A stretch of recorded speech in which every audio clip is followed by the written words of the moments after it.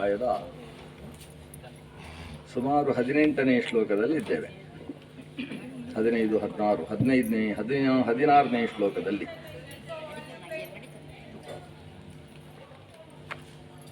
ಒಟ್ಟು 10 ಪ್ರಶ್ನೆಗಳು ನಾರದರು ಕೇಳಿದಂತಹ ಕೂಟ ಶ್ಲೋಕಗಳಿಗೆ, ಕೂಟ ಪ್ರಶ್ನೆಗಳಿಗೆ ಉತ್ತರವನ್ನು ಅನ್ವೇಷಣೆ ಮಾಡ್ತಾ ಈ 10,000 ಜನ ಹರಿಯಶ್ವರು 5 ಪ್ರಶ್ನೆಗಳಿಗೆ ಉತ್ತರ ಕಂಡುಕೊಂಡರು. ಅವರು ಉತ್ತರ ಕಂಡುಕೊಂಡ ವಿಷಯ ನಮಗೆ ಯಾಕೆ? ನಾವು ಕೂಡ ಆ ಪ್ರಶ್ನೆಗೆ ಉತ್ತರ ಕಂಡುಕೊಳ್ಳಬೇಕು ಅನ್ನೋದು ದೃಷ್ಟಿ.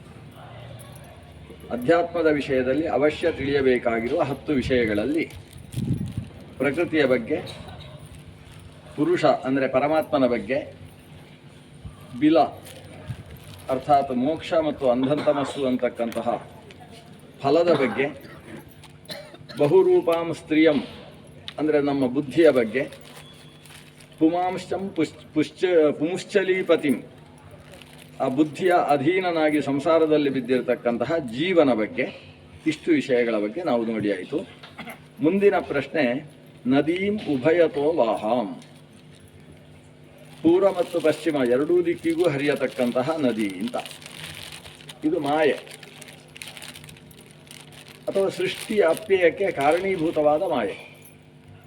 ಎರಡೂ ಕಡೆಗೆ ಹರಿಯುತ್ತೆ ಅಂದರೆ ಸೃಷ್ಟಿಯನ್ನು ಮಾಡುವುದು ಅದೇ, ಸಂಹಾರವನ್ನು ಮಾಡುವುದು ಕೂಡ ಅದೇ. ಭಗವಂತನ ಮಾಯಾಶಕ್ತಿ ಅನ್ನುವುದು ಸೃಷ್ಟಿ ಸಂಹಾರಗಳಿಗೆ ಕಾರಣೀಭೂತವಾದದ್ದು. ಮಾಯಾ ಅನ್ನುವುದು ಅನೇಕಾರ್ಥಕವಾದ ಶಬ್ದ. ಸೃಷ್ಟಿ ಸಂಹಾರಗಳಿಗೆ ಕಾರಣವಾದ ಮಾಯೆ ಅಂತೇಳಿದರೆ ಭಗವಂತನ ಸಿಸೃಕ್ಷೆ ಅಂದರೆ ಸೃಷ್ಟಿಯ ಇಚ್ಛೆ, ಸಂಹಾರದ ಇಚ್ಛೆ, ಸಂಜಿಹೀರ್ಷೆ ಅಂತ ಕರೀತಾರೆ. ಭಗವದಿಚ್ಛೆಯನ್ನು ಇಲ್ಲಿ ಮಾಯಾ ಅಂತ ಕರೆಯುವುದು. ಮತ್ತೊಂದು ಮಾಯಾ ಅಂತ ಹೇಳಿದರೆ ಭಗವಂತನ ಪತ್ನಿ. ಮಾಯಾಂತು ಪ್ರಕೃತಿಂ ವಿದ್ಯಾತು ಮಾಯಿನಂತು ಮಹೇಶ್ವರಂ ಅಂತ ಉಪನಿಷತ್ತು ಹೇಳ್ತದೆ. ಭಗವಂತನನ್ನು ಮಾಯಾಪತಿ ಅಂದರೆ ಲಕ್ಷ್ಮೀಪತಿ ಅನ್ನುವ ಅರ್ಥದಲ್ಲಿ ಆ ಶಬ್ದವನ್ನು ವ್ಯವಹರಿಸುವುದು. ಭಗವಂತ ಮೊದಲು ವಾಸುದೇವ ರೂಪವನ್ನು ಸ್ವೀಕರಿಸಿದಾಗ ಲಕ್ಷ್ಮೀದೇವಿ ಮಾಯಾ ಎಂಬ ರೂಪವನ್ನು ತೆಗೊಳ್ತಾಳೆ. ಸಂಕರ್ಷಣನಾಗಿ ಭಗವಂತ ಆವಿರ್ಭೂತನಾದಾಗ ಜಯ ಅನ್ನುವ ರೂಪದಿಂದ ಲಕ್ಷ್ಮೀದೇವಿ ಹೊರಗೆ ಬರ್ತಾಳೆ. ಅನಿರುದ್ಧ ಮತ್ತು ಪ್ರದ್ಯುಮ್ನ ರೂಪದಿಂದ ಹೊರಗೆ ಬರುವಾಗ ಆ ಲಕ್ಷ್ಮೀದೇವಿ ಶಾಂತಿ ಮತ್ತು ಕೃತಿ ಅನ್ನುವ ರೂಪದಿಂದ ಹೊರಗೆ ಬರ್ತಾಳೆ. 4 ರೂಪಗಳನ್ನು ಲಕ್ಷ್ಮೀದೇವಿಯೂ ತೆಗೆದುಕೊಳ್ಳುವ ಕಾರಣದಿಂದ ಸೃಷ್ಟಿಗೆ ಕಾರಣವಾದಂತಹ ಲಕ್ಷ್ಮೀದೇವಿಗೂ ಕೂಡ ಮಾಯಾ ಅಂತ ಹೆಸರು. ಆ ಮಾಯಾ ಭಗವದಿಚ್ಛಾರೂಪವಾದಂತಹ ಮಾಯೆ ಮತ್ತು ಸೃಷ್ಟಿಕಾರಣೀಭೂತಳಾದಂತಹ ಲಕ್ಷ್ಮೀದೇವಿ ಇವರು ಉಭಯತೋ ವಾಹರು ಅಂದರೆ ಸೃಷ್ಟಿಯನ್ನು ಯಾವ ಇಚ್ಛೆಯಿಂದ ಮಾಡ್ತಾರೋ ಸಂಹಾರವನ್ನು ಅದೇ ಇಚ್ಛೆಯಿಂದ ಮಾಡ್ತಾರೆ. ಈ ವಿಷಯವನ್ನು ತಿಳ್ಕೊಳ್ಬೇಕು. ಅಲ್ಲ, ಇದರಲ್ಲಿ ತಿಳ್ಕೊಳ್ಳುವಂಥದ್ದು ಏನಿದೆ ಅಂತ ನಮಗೆ ಅನಿಸ್ತದೆ. ಸೃಷ್ಟಿ ಸ್ಥಿತಿಗಳಿಗೆ, ಸೃಷ್ಟಿ ಸಂಹಾರಗಳಿಗೆ ಭಗವಂತನ ಒಂದೇ ಇಚ್ಛೆ ಕಾರಣ ಅಂತ ತಿಳ್ಕೊಳ್ಳುವುದರಲ್ಲಿ ಮಹತ್ವ ಏನಿದೆ? ಅಲ್ಲಿ ಮಹತ್ವವನ್ನು ವ್ಯಾಖ್ಯಾನಕಾರರು ಹೇಳ್ತಾರೆ. ಸೃಷ್ಟಿಯ ಬಗ್ಗೆ ನಮಗೆ ಎಷ್ಟು ಖುಷಿ ಇರ್ತದೋ ಸಂಹಾರದ ಬಗ್ಗೆಯೂ ಅಷ್ಟೇ ಖುಷಿ ಇರಬೇಕು. ಅವೆರಡನ್ನು ತಾರತಮ್ಯ ರೂಪದಿಂದ ನೋಡಬಾರ್ದು. ಸೃಷ್ಟಿ ಸಂಹಾರಗಳನ್ನು ಒಂದೇ ರೀತಿಯಿಂದ ಸ್ವೀಕಾರ ಮಾಡಬೇಕು. ಅಂದರೆ ಮಕ್ಕಳು ಹುಟ್ಟಿದಾಗ ನಾವು ನಗ್ತೇವೆ ಅಂತಾದರೆ ಮನೆಯಲ್ಲಿ ಒಂದು ಮೃತಿಯಾದಾಗಲೂ ಕೂಡ ನಗುವ ಸ್ಥಿತಿಯಲ್ಲೇ ಇರಬೇಕು. ನಾವು ನಕ್ಕರೆ ಪಕ್ಕದವರೇನಾದರೂ ಜೋರು ಮಾಡ್ತಾರೆ ಅಂತಾದರೆ ಅಳುವ ನಾಟಕ ಮಾಡಬೇಕೇ ಹೊರತು ಮರಣ ಆಯಿತು ಅಂತೇಳಿ ಭಾರೀ ಹತ್ತು ನಾನಿನ್ನು ಬದುಕೇನು ಪ್ರಯೋಜನ ಅಂತ ಹಾಗೆಲ್ಲ ಭಾವನೆ ಬರಬಾರ್ದು. ಸೃಷ್ಟಿ ಸಂಹಾರಗಳನ್ನು ಅಂದರೆ ಹುಟ್ಟು ಮರಣಗಳನ್ನು ಏಕದೃಷ್ಟಿಯಿಂದ ನೋಡುವಂತಹ ಮನಸ್ಥಿತಿಯಲ್ಲಿ ಬರಬೇಕು. ಇದು ವಿಮರ್ಶೆಯ ಫಲ. ಹುಟ್ಟು ಅಂದರೆ ಏನು ಅಂತ ವಿಮರ್ಶೆ ಮಾಡ್ತಾ ಕಪಿಲಗೀತೆಯಲ್ಲಿ ಬರ್ತದೆ. ನಾನು ಅದನ್ನು ವಿಸ್ತಾರಗೊಳಿಸುವುದಕ್ಕೆ ಹೋಗುವುದಿಲ್ಲ. ಹುಟ್ಟು ಅಂದರೆ ಏನು ಅಂತ ನೋಡ್ತಾ ಹೋದ ಹಾಗೆ ಸಂಹಾರವು ಕೂಡ ಹಾಗೇ ಅಲ್ಲ ಅಂತ ಅನಿಸುತ್ತೆ ವೇದಾಂತ ಓದಿದವರಿಗೆ. ಅದರಲ್ಲಿ ದೊಡ್ಡ ವಿಷಯ ಏನಿಲ್ಲ ಅಂತ. ಆದ್ದರಿಂದಲೇ ನಮ್ಮಲ್ಲಿ ಹುಟ್ಟಿದ ಮಗುವಿಗೆ ಸಂಸ್ಕರಣಗಳನ್ನು ನಿರೂಪಣೆ ಮಾಡ್ತಾ ಮಗು ಹುಟ್ಟಿ 11ನೇ ದಿವಸಕ್ಕೆ ನಾಮಕರಣ ಆಗಬೇಕು. 11ಕ್ಕೆ ಆಗಲಿಲ್ಲ ಅಂದರೆ 12ಕ್ಕೆ ಏಕಾದಶೇನ್ನಿ ಪಿತಾ ನಾಮ ಕುರಿಯಾತ್ ದ್ವಾದಶೇವಾ ಅಂತ ಶ್ರುತಿಯೇ ಹೇಳ್ತದೆ. 11 ಅಥವಾ 12ನೇ ದಿವಸಕ್ಕೆ ನಾಮಕರಣ ಅನ್ನೋ ಒಂದು ವಿಶೇಷ ಪ್ರಕ್ರಿಯೆ ನಡಿಬೇಕು. ಅದಾದ ಮೇಲೆ ತಿಂಗಳು ಬರತಕ್ಕಂತಹ ಜನ್ಮ ನಕ್ಷತ್ರಗಳಲ್ಲಿ ವರ್ಧಾಪನ ವಿಧಿ ಅಂತ ಒಂದು ವಿಧಾನ ನಡೆಸಬೇಕು. 1 ವರ್ಷದ ತನಕ ಪ್ರತಿ ತಿಂಗಳಲ್ಲೂ ಜನ್ಮ ನಕ್ಷತ್ರ ಅನುಷ್ಠಾನ ಮಾಡಿ ವರ್ಷ ಆದ ಮೇಲೆ ವರ್ಷಕ್ಕೆ 1 ಸಲ ಮಾಸದಲ್ಲಿ ಜನ್ಮ ನಕ್ಷತ್ರ ಬಂದಾಗ ವರ್ಧಾಪನ ವಿಧಿಯನ್ನು ಅಂದರೆ ವರ್ಧಂತಿ ಅಂತ ಹೇಳುವ ಪ್ರಕ್ರಿಯೆಯನ್ನು ಆಯುಷ್ಯ ಹೋಮ ಪುರಸ್ಸರವಾಗಿ ನಡೆಸಬೇಕು. ಹೀಗೆ ಜ್ಯೇಷ್ಠ ಶಿಶುವಿಗೆ ಹೇಳತಕ್ಕಂಥ ವಿಧಾನ ಇದೆ. ಮರಣದ ಸಂದರ್ಭದಲ್ಲೂ ಹಾಗೆ ಹೇಳುವುದು. ಸತ್ತಂತಹ ವ್ಯಕ್ತಿಗೆ 11ನೆಯ ದಿವಸ ಏಕೋದ್ದಿಷ್ಟಾದಿ ವಿಧಾನಗಳನ್ನು ನಡೆಸಬೇಕು, 12ಕ್ಕೂ ನಡೆಸಬಹುದು. ಆಮೇಲೆ ತಿಂಗಳು ಕೂಡ ಸತ್ತ ತಿಥಿಯಲ್ಲಿ ವ್ಯವಸ್ಥೆಗಳು ನಡಿಬೇಕು. ಔರ್ಧ್ವದೇಹಿಕ ವಿಧಾನ 1 ವರ್ಷ ಆದ ಮೇಲೆ ವರ್ಷಕ್ಕೆ 1 ಸಲ ಮಾಡಿದರೆ ಸಾಕು. ಹುಟ್ಟಿದಾಗ ಹೇಗೋ ಮರಣಾನಂತರದಲ್ಲೂ ಸಮಾನ ಸ್ಥಿತಿಯಲ್ಲಿ ಋಷಿಮುನಿಗಳು ಕಾಣ್ತಾರೆ. ಭಾರಿ ಆಶ್ಚರ್ಯದ ವಿಷಯ ಏನು ಅಂದರೆ, ನಾವು ಮಗು ಹುಟ್ಟಿತು ಅಂತ ಹೇಳಿದರೆ ಋಷಿಗಳು ಸತ್ತಿತು ಅಂತ ಹೇಳ್ತಾರೆ. ನಾವು ಹುಟ್ಟಿತು ಅಂತ ಯಾವುದನ್ನು ಹೇಳ್ತೇವೋ ಅದಕ್ಕೆ ಅವರ ಶಬ್ದ ಅಂತದ್ದು. ನಮಗೆ ಆ ಶಬ್ದ ಹೇಳಿದರೆ ಇದೇನೋ ಒಂದು ಸ್ವಲ್ಪ ಅಮಂಗಲ ಶಬ್ದ ಹೇಳಿದ್ರಪ್ಪ ಅಂತ ಅನಿಸುವ ಹಾಗಿದೆ. ಆದರೆ ಋಷಿಗಳಿಗೆ ಅಷ್ಟು ಹತ್ತಿರ ಅದದು ಹುಟ್ಟು ಸಾವುಗಳ ಬಗ್ಗೆ ಸರಿಯಾಗಿ ಅವಲೋಕನೆ ಮಾಡಿದಂತಹ ಋಷಿಗೆ ಅದು ದೊಡ್ಡದು ಅಂತ ಅನಿಸುವುದೇ ಇಲ್ಲ. ಉಪನಿಷತ್ತು ಏನು ಹೇಳ್ತದೆ ಅಂದರೆ, ಒಬ್ಬ ವ್ಯಕ್ತಿ ತನ್ನ ಜೀವಮಾನದಲ್ಲಿ 4 ಬಾರಿ ಸಾಯ್ತಾನೆ ಅಂತ ಉಪನಿಷತ್ತು ಹೇಳುತ್ತೆ. 4 ಬಾರಿ ಹುಡ್ತಾನೆ ಅಂತಲ್ಲ, ಮರಣ ಮ್ರಿಯತೆ. ಶುರು ಮಾಡುವುದು ಹೇಗೆ ಅಂದರೆ, ಅಥ ಯತ್ಪಿತಾ ಯೋನ್ಯಾಂ ರೇತಸ್ಸಿಂಚತಿ ಸ ಪ್ರಥಮ ಮ್ರಿಯತೆ, ಅಥ ಯಜ್ಜಾಯತೆ ತದ್ವಿತೀಯ ಮ್ರಿಯತೆ, ಅಥ ಯದ್ದೀಕ್ಷತೆ ತತ್ತೃತೀಯ ಮ್ರಿಯತೆ, ಅಥ ಯನ್ ಮ್ರಿಯತೆ ತಚ್ಚತುರ್ಥ ಮ್ರಿಯತೆ ಅಂತ ಹೇಳ್ತದೆ ಉಪನಿಷತ್ತು. ಅಂದರೆ ಏನರ್ಥ? ಒಂದು ಮಗು ಗರ್ಭದ ಒಳಗೆ ಪ್ರವೇಶ ಮಾಡಿತು ಅಂತಾದರೆ, ಅಥ ಯತ್ ಪಿತಾ ಯೋನ್ಯಾಂ ರೇತಸ್ಸಿಂಚತಿ ಸ ಪ್ರಥಮ ಮ್ರಿಯತೆ, ಗರ್ಭದಲ್ಲಿ ಮಗು ಜನಿಸಿತು ಅಂದರೆ ಗರ್ಭಾಧಾನ ಆಯಿತು ಅಂತಾದರೆ ಅವ ಸತ್ತ ಅಂತ ಅರ್ಥ. ಯಾರು? ಆ ಹೊಟ್ಟೆಯ ಒಳಗೆ ಹುಟ್ಟುವುದಕ್ಕೆ ಹೊರಟ ಮಗು. ಆ ಚೇತನ ಮೊದಲ ಮರಣ ಅಂತ ಹೇಳಿದರೆ ಗರ್ಭ ಪ್ರವೇಶ. ಹಾಗಾದರೆ ಮರಣ ಅನ್ನುವ ಶಬ್ದವನ್ನು ಯಾವ ಅರ್ಥದಲ್ಲಿ ತಗೊಂಡ್ರು ಋಷಿಮುನಿಗಳು? ಬಂಧನ ಅನ್ನುವ ಅರ್ಥದಲ್ಲಿ ತಗೊಂಡ್ರು. ಸಿಕ್ಕಿ ಹಾಕಿಕೊಳ್ಳುವುದು, ಗಂಟು ಹಾಕಿಸಿಕೊಳ್ಳುವುದು. ಅಲ್ಲಿಯ ತನಕ ಆ ಚೇತನ ಶಾಂತವಾಗಿತ್ತು, ಆಕಾಶದಲ್ಲಿ ಹಾರಿಕೊಂಡು ಅದು ಏಕಕಾಲದಲ್ಲಿ ನಾರಾಯಣ ಸರಸ್ಸಿನಲ್ಲಿ ಮತ್ತು ಬಿಂದು ಸರಸ್ಸಿನಲ್ಲಿ ಮುಳುಗುವುದಕ್ಕೆ ಅವಕಾಶ ಇತ್ತದಕ್ಕೆ. ಈಗ ಹಾಗಿಲ್ಲ, ಹೊಟ್ಟೆಯ ಒಳಗೆ ಬಂಧಿಸಲ್ಪಟ್ಟಿತಲ್ವಾ, ಅದರಿಂದ ಸತ್ತಿತು ಅಂತ ಅದನ್ನು ಕರೆದದ್ದವರು ಮ್ರಿಯತೆ, ಸಪ್ರಥಮ ಮ್ರಿಯತೆ. ಆಮೇಲೆ 2ನೇ ಮರಣ ಯಾವುದು ಹೇಳ್ತಾರೆ? ಅಥಯ ಜಾಯತೆ ತದ್ವಿತೀಯ ಮ್ರಿಯತೆ. ಆಮೇಲೆ 9 ತಿಂಗಳು ದಾಟಿದ ಕೂಡಲೇ ಹುಟ್ಟುತ್ತಾನಲ್ವಾ, ಹುಟ್ಟಿದ ಅಂದರೆ 2ನೇ ಬಾರಿ ಸತ್ತ ಅಂತ ಅರ್ಥ. ಇದೇನು ಹುಟ್ಟನ್ನು ಮರಣ ಅನ್ನುವ ಶಬ್ದದಿಂದ ವ್ಯವಹರಿಸಿದ್ಯಾಕೆ? ಈಗ ಹೊಸ ಬಂಧನ ಪ್ರಾರಂಭ ಆಯಿತು. ಇಲ್ಲಿಯ ತನಕ ಹೊಟ್ಟೆಯ ಒಳಗೆ ಪ್ರಾದೇಶಿಕವಾದ ಬಂಧನ ಇದ್ದರೆ, ಈಗ ಒಂದು ರೀತಿಯಲ್ಲಿ ಸಂಬಂಧ, ಬರೀ ಬಂಧ ಅಲ್ಲ, ಸಂಬಂಧ ಉಂಟಾಯಿತು. ಈಗ ಜಾಸ್ತಿ ಬಂಧನ ಉಂಟಾಯಿತು. ಏನಂದರೆ, ಇದು ನನ್ನ ಅಮ್ಮ ಅಂತ ಒಂದು ಬಂಧನ ಆಯಿತು. ಆ ಅಮ್ಮ ಹೇಳಿಕೊಡ್ತಾಳೆ, ಇದೇ ನಿನ್ನ ಅಪ್ಪ ಅಂತ. ಅಮ್ಮ ಹೇಳಿದ ಮೇಲೆ ಗೊತ್ತಾಯಿತು ಇದು ಅಪ್ಪ ಅನ್ನುವ ಇನ್ನೊಂದು ಬಂಧನ ಪ್ರಾರಂಭ ಆಯಿತು. ಅದರಿಂದ ಮಾತೃದೇವಿಯ ದೇವಿ ಅನ್ನೋ ಜೊತೆಗೆ ಪಿತೃದೇವ ಅನ್ನುವ ಎರಡನೇದು ಬಂಧನ ಬಂತು.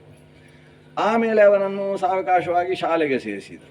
ಆಗ ಇನ್ನೊಂದು ಬಂಧನ ಶುರುವಾಯಿತು. ಇದು ನಮ್ಮ ಶಾಲೆ, ನಮ್ಮ ಮೇಷ್ಟ್ರು, ನಮ್ಮ ಮೇಡಮ್, ನಮ್ಮ ಅಂತೂ ಎಲ್ಲ ಸೇರಿತು. ಆಮೇಲೆ ವಯಸ್ಸಾಗ್ತಾ ಬಂತು. ಇದೆಲ್ಲ ಬಂಧನಗಳು, ಹೊಸ ಹೊಸ ಸಂಬಂಧಗಳ ಜೊತೆಗೆ ಬಂಧನಗಳು ಬರ್ತಾ ಹೋದವು ಅಲ್ಲ.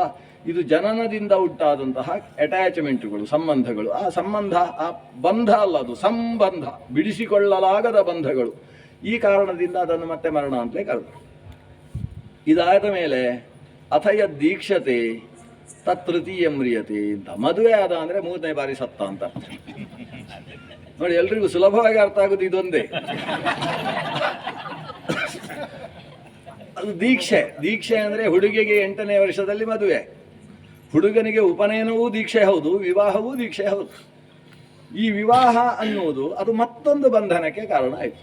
ಅಲ್ಲಿಯ ತನಕ ಇದ್ದ ಬಂಧನಕ್ಕಿಂತ ಹೆಚ್ಚಿನ ಬಂಧನವನ್ನು ಅದು ತಂದು ಹಾಕ್ತದೆ. ಇದು ನನ್ನ ಪತ್ನಿ, ಇದು ನನಗೆ ಹೆಣ್ಣು ಕೊಟ್ಟ ಮಾವ ಅಂತ ಅಲ್ಲಿಂದೆಲ್ಲ ಸಂಬಂಧಗಳು ಶುರುವಾಗ್ತವೆ. ಆಮೇಲೆ ಇನ್ನೂ ಮುಂದುವರೆದು ಇದು ನನ್ನ ಪತ್ನಿಯ ಅಕ್ಕ, ಆ ಅಕ್ಕನ ಗಂಡ, ತಂಗಿಯ ಗಂಡ, ಎಷ್ಟು ಸಂಬಂಧಗಳು, ಹೊಸದಾಗಿ ಬಂಧನಗಳು. ಯಾವ ಕಾರ್ಯಕ್ರಮಕ್ಕೆ ಹೋಗದೆ ಹೋದರೂ ಅವರ ಕಾರ್ಯಕ್ರಮಕ್ಕೆ ಹೋಗಲೇಬೇಕು. ಇಲ್ಲಿ ಹೋದರೆ ದಾಕ್ಷಾಯಣಿ ಪ್ರಸಂಗ ಪುನರಾವೃತ್ತಿ ಆಗ್ತದೆ. ಈ ಪ್ರಸಂಗಗಳೆಲ್ಲ ಉಂಟಾಯಿತು. ಇದೆಲ್ಲ ಯಾವ ಬಂಧ? ಅದೊಂದು ಬಂಧನ, ಹೊಸ ಬಂಧನ ಹುಟ್ಟಿದ. ಅಲ್ಲಿಗೆ ಅಥಯ ದೀಕ್ಷತೆ ತಚ್ಚತುರ್ಥಂ ಮ್ರಿಯತೆ. ಕೊನೆಯದ್ದು ಅಥಯನ ಮ್ರಿಯತೆ, ಅದು ಚತುರ್ಥಂ, ತಚ್ಚತುರ್ಥಂ ಮ್ರಿಯತೆ. ಆಮೇಲೆ ಮರಣ ಹೊಂದಿದ ಅಂತಾದರೆ ಅದು 4ನೇ ಮರಣ. ಅಂದರೆ ಮರಣ ಹೊಂದಿದ ಮೇಲೆ ಈ ಬಂಧನಗಳನ್ನೆಲ್ಲ ಬಿಟ್ಟ. ಆದರೆ ಆ ಜೀವನದಲ್ಲಿ ಮಾಡಿದ್ದೆಲ್ಲ ಹಿಡ್ಕೊಂಡು ಅಂಟಿಸಿಕೊಂಡು ಹೊರಟ. ಕರ್ಮ ಬಂಧ ಅನ್ನುವುದನ್ನು ಹಿಡ್ಕೊಂಡು ಹೊರಟ. ಅದು ಏನು ಹೇಳ್ತದೆ, ಎಲ್ಲಿ ಹೇಳ್ಕೊಂಡು ಹೋಗ್ತದೆ ಅಲ್ಲಿ ಹೋಗಬೇಕು. ಅವನಿಗೆ ಸ್ವಾತಂತ್ರ್ಯವೇ ಇಲ್ಲ. ಹಿಂದಿನವರು ಹೋದ ದಾರಿ, ಮುಂದಿನವರು ಬರುವ ದಾರಿ, ನಾನು ಮಧ್ಯದಲ್ಲಿ ಹೋಗ್ತೇನೆ ಅಂತ ಸಮಾಧಾನ ಮಾಡಿಕೊಂಡು ಹೋಗ್ತಾನೆ. ನಚಿಕೇತ ಹೇಳ್ತಾನೆ ಆ ವಿಷಯವನ್ನು. ಹಿಂದಿನವರು ಮುಂದಿನವರೆಲ್ಲ ಹೋಗಿದ್ದಾರೆ, ಹಿಂದಿನವರು ಮತ್ತೆ ಬರ್ತಾರೆ, ನಾನು ಮಧ್ಯದಲ್ಲಿ ಹೋಗ್ತಾನೆ, ದೊಡ್ಡ ವಿಷಯ ಏನು ಅಂತ. ಆ ರೀತಿಯಲ್ಲಿ ಆತ ಕರ್ಮದ ಬಂಧನದ ಜೊತೆಗಿಟ್ಟುಕೊಂಡು ಸಾಕ್ತಾನೆ. ಅದರಿಂದ ಋಷಿಗಳಿಗೆ ಈ ಹುಟ್ಟು ಮರಣಗಳು ಹೆಚ್ಚು ವಿಷಯ ಅಲ್ಲ. ಮೊನ್ನೆ ನಾವು ಹೇಳಿದಾಗ ಎಲ್ರಿಗೂ ಪ್ರಶ್ನೆ ಬಂತು, ಮರಣ ಕಾಲದಲ್ಲಿ ಭಾರಿ ದುಃಖವಾಗ್ತದೆ, ಹೇಗೆ ಗರ್ಭವಾಸದಿಂದ ಹೊರಗೆ ಬರುವಾಗ ದುಃಖವೋ ಹಾಗೆ ಅಂತ. ಆ ಎರಡರಲ್ಲೂ ದುಃಖ ಸಮಾನ, ಎರಡರಲ್ಲೂ ಕೂಡ ಸ್ಥಿತಿ ಸಮಾನ. ಒಂದರಲ್ಲಿ ಪಂಚತ್ವ ಪ್ರಾಪ್ತಿ, ಮತ್ತೊಂದರಲ್ಲಿ ಪಂಚತ್ವ ನಿವೃತ್ತಿ. ಮರಣವನ್ನು ಪಂಚತ್ವಂ ಪ್ರಾಪ್ತ ಅಂತ ಹೇಳುವುದು. ಸಂಸ್ಕೃತದಲ್ಲಿ ಅವನು ಮೃತನಾದ ಅನ್ನುವ ಶಬ್ದಕ್ಕೆ ಪರ್ಯಾಯ ಪದ ಅಂತ ಸರಿಯಾಗಿಲ್ಲಂತೆ. ವಿಮರ್ಶೆ ಮಾಡಿ ಹೇಳ್ತಾರೆ, ಒಬ್ಬ ಸತ್ತ ಅಂತ ಕನ್ನಡದಲ್ಲಿ ಹೇಳಿದ ಹಾಗೆ ಸಂಸ್ಕೃತದಲ್ಲಿ ಹೇಳಲಿಕ್ಕೆ ಆಗುವುದಿಲ್ಲ. ಮರಣ ಅನ್ನುವ ಶಬ್ದಕ್ಕೆ ಸತ್ತ ಅಂತ ಅರ್ಥ ಅಲ್ಲ. ಮರಣ ಅಂದರೆ ಶ್ವಾಸ ನಿಂತಿತು ಅಂತ ಅರ್ಥ. ಸತ್ತ ಅಂದರೆ ಏನು ನೀವು ಮತ್ತೆ ಕೇಳ್ತೀರಿ. ಆದರೆ ಏನೋ ಒಂದು ಅರ್ಥದಲ್ಲಿ ನಾವು ಸತ್ತ ಅಂತ ಹೇಳ್ತೇವಲ್ವ, ಆ ಅರ್ಥದಲ್ಲಿ ಶಬ್ದ ಇಲ್ಲ. ಮರಣ ಅಂದರೆ ಮೃನ್ಯು ಪ್ರಾಣತ್ಯಾಗೆ. ಪ್ರಾಣ ಅಂದರೆ ಉಸಿರು, ಉಸಿರು ನಿಲ್ಲಿಸುವುದಕ್ಕೆ ಮರಣ ಅಂತ ಹೆಸರು. ಕನ್ನಡದಲ್ಲಿ ಅಸು ನೀಗಿದನು ಅಂತ ಹೇಳುವುದಿಲ್ವ. ಅಸು ಅಂದರೆ ಪ್ರಾಣ, ಪ್ರಾಣ ನೀಗುವುದು. ಇನ್ನೊಂದು ಶಬ್ದ ಇರುವಂತಹದ್ದು ಪಂಚತ್ವಂ ಪ್ರಾಪ್ತ. ಮೃತನಾದ ಅಂದರೆ ಅವನು ಐದಾದ. ಕನ್ನಡದಲ್ಲಿ ಮರಣವನ್ನು ಐದಿದ. ಐದಾಗುವುದು ಅಂದರೆ ಏನು? 5 ಭೂತಗಳು ಸೇರಿ ಶರೀರವಾಗಿತ್ತು, ಪಂಚಭೂತ.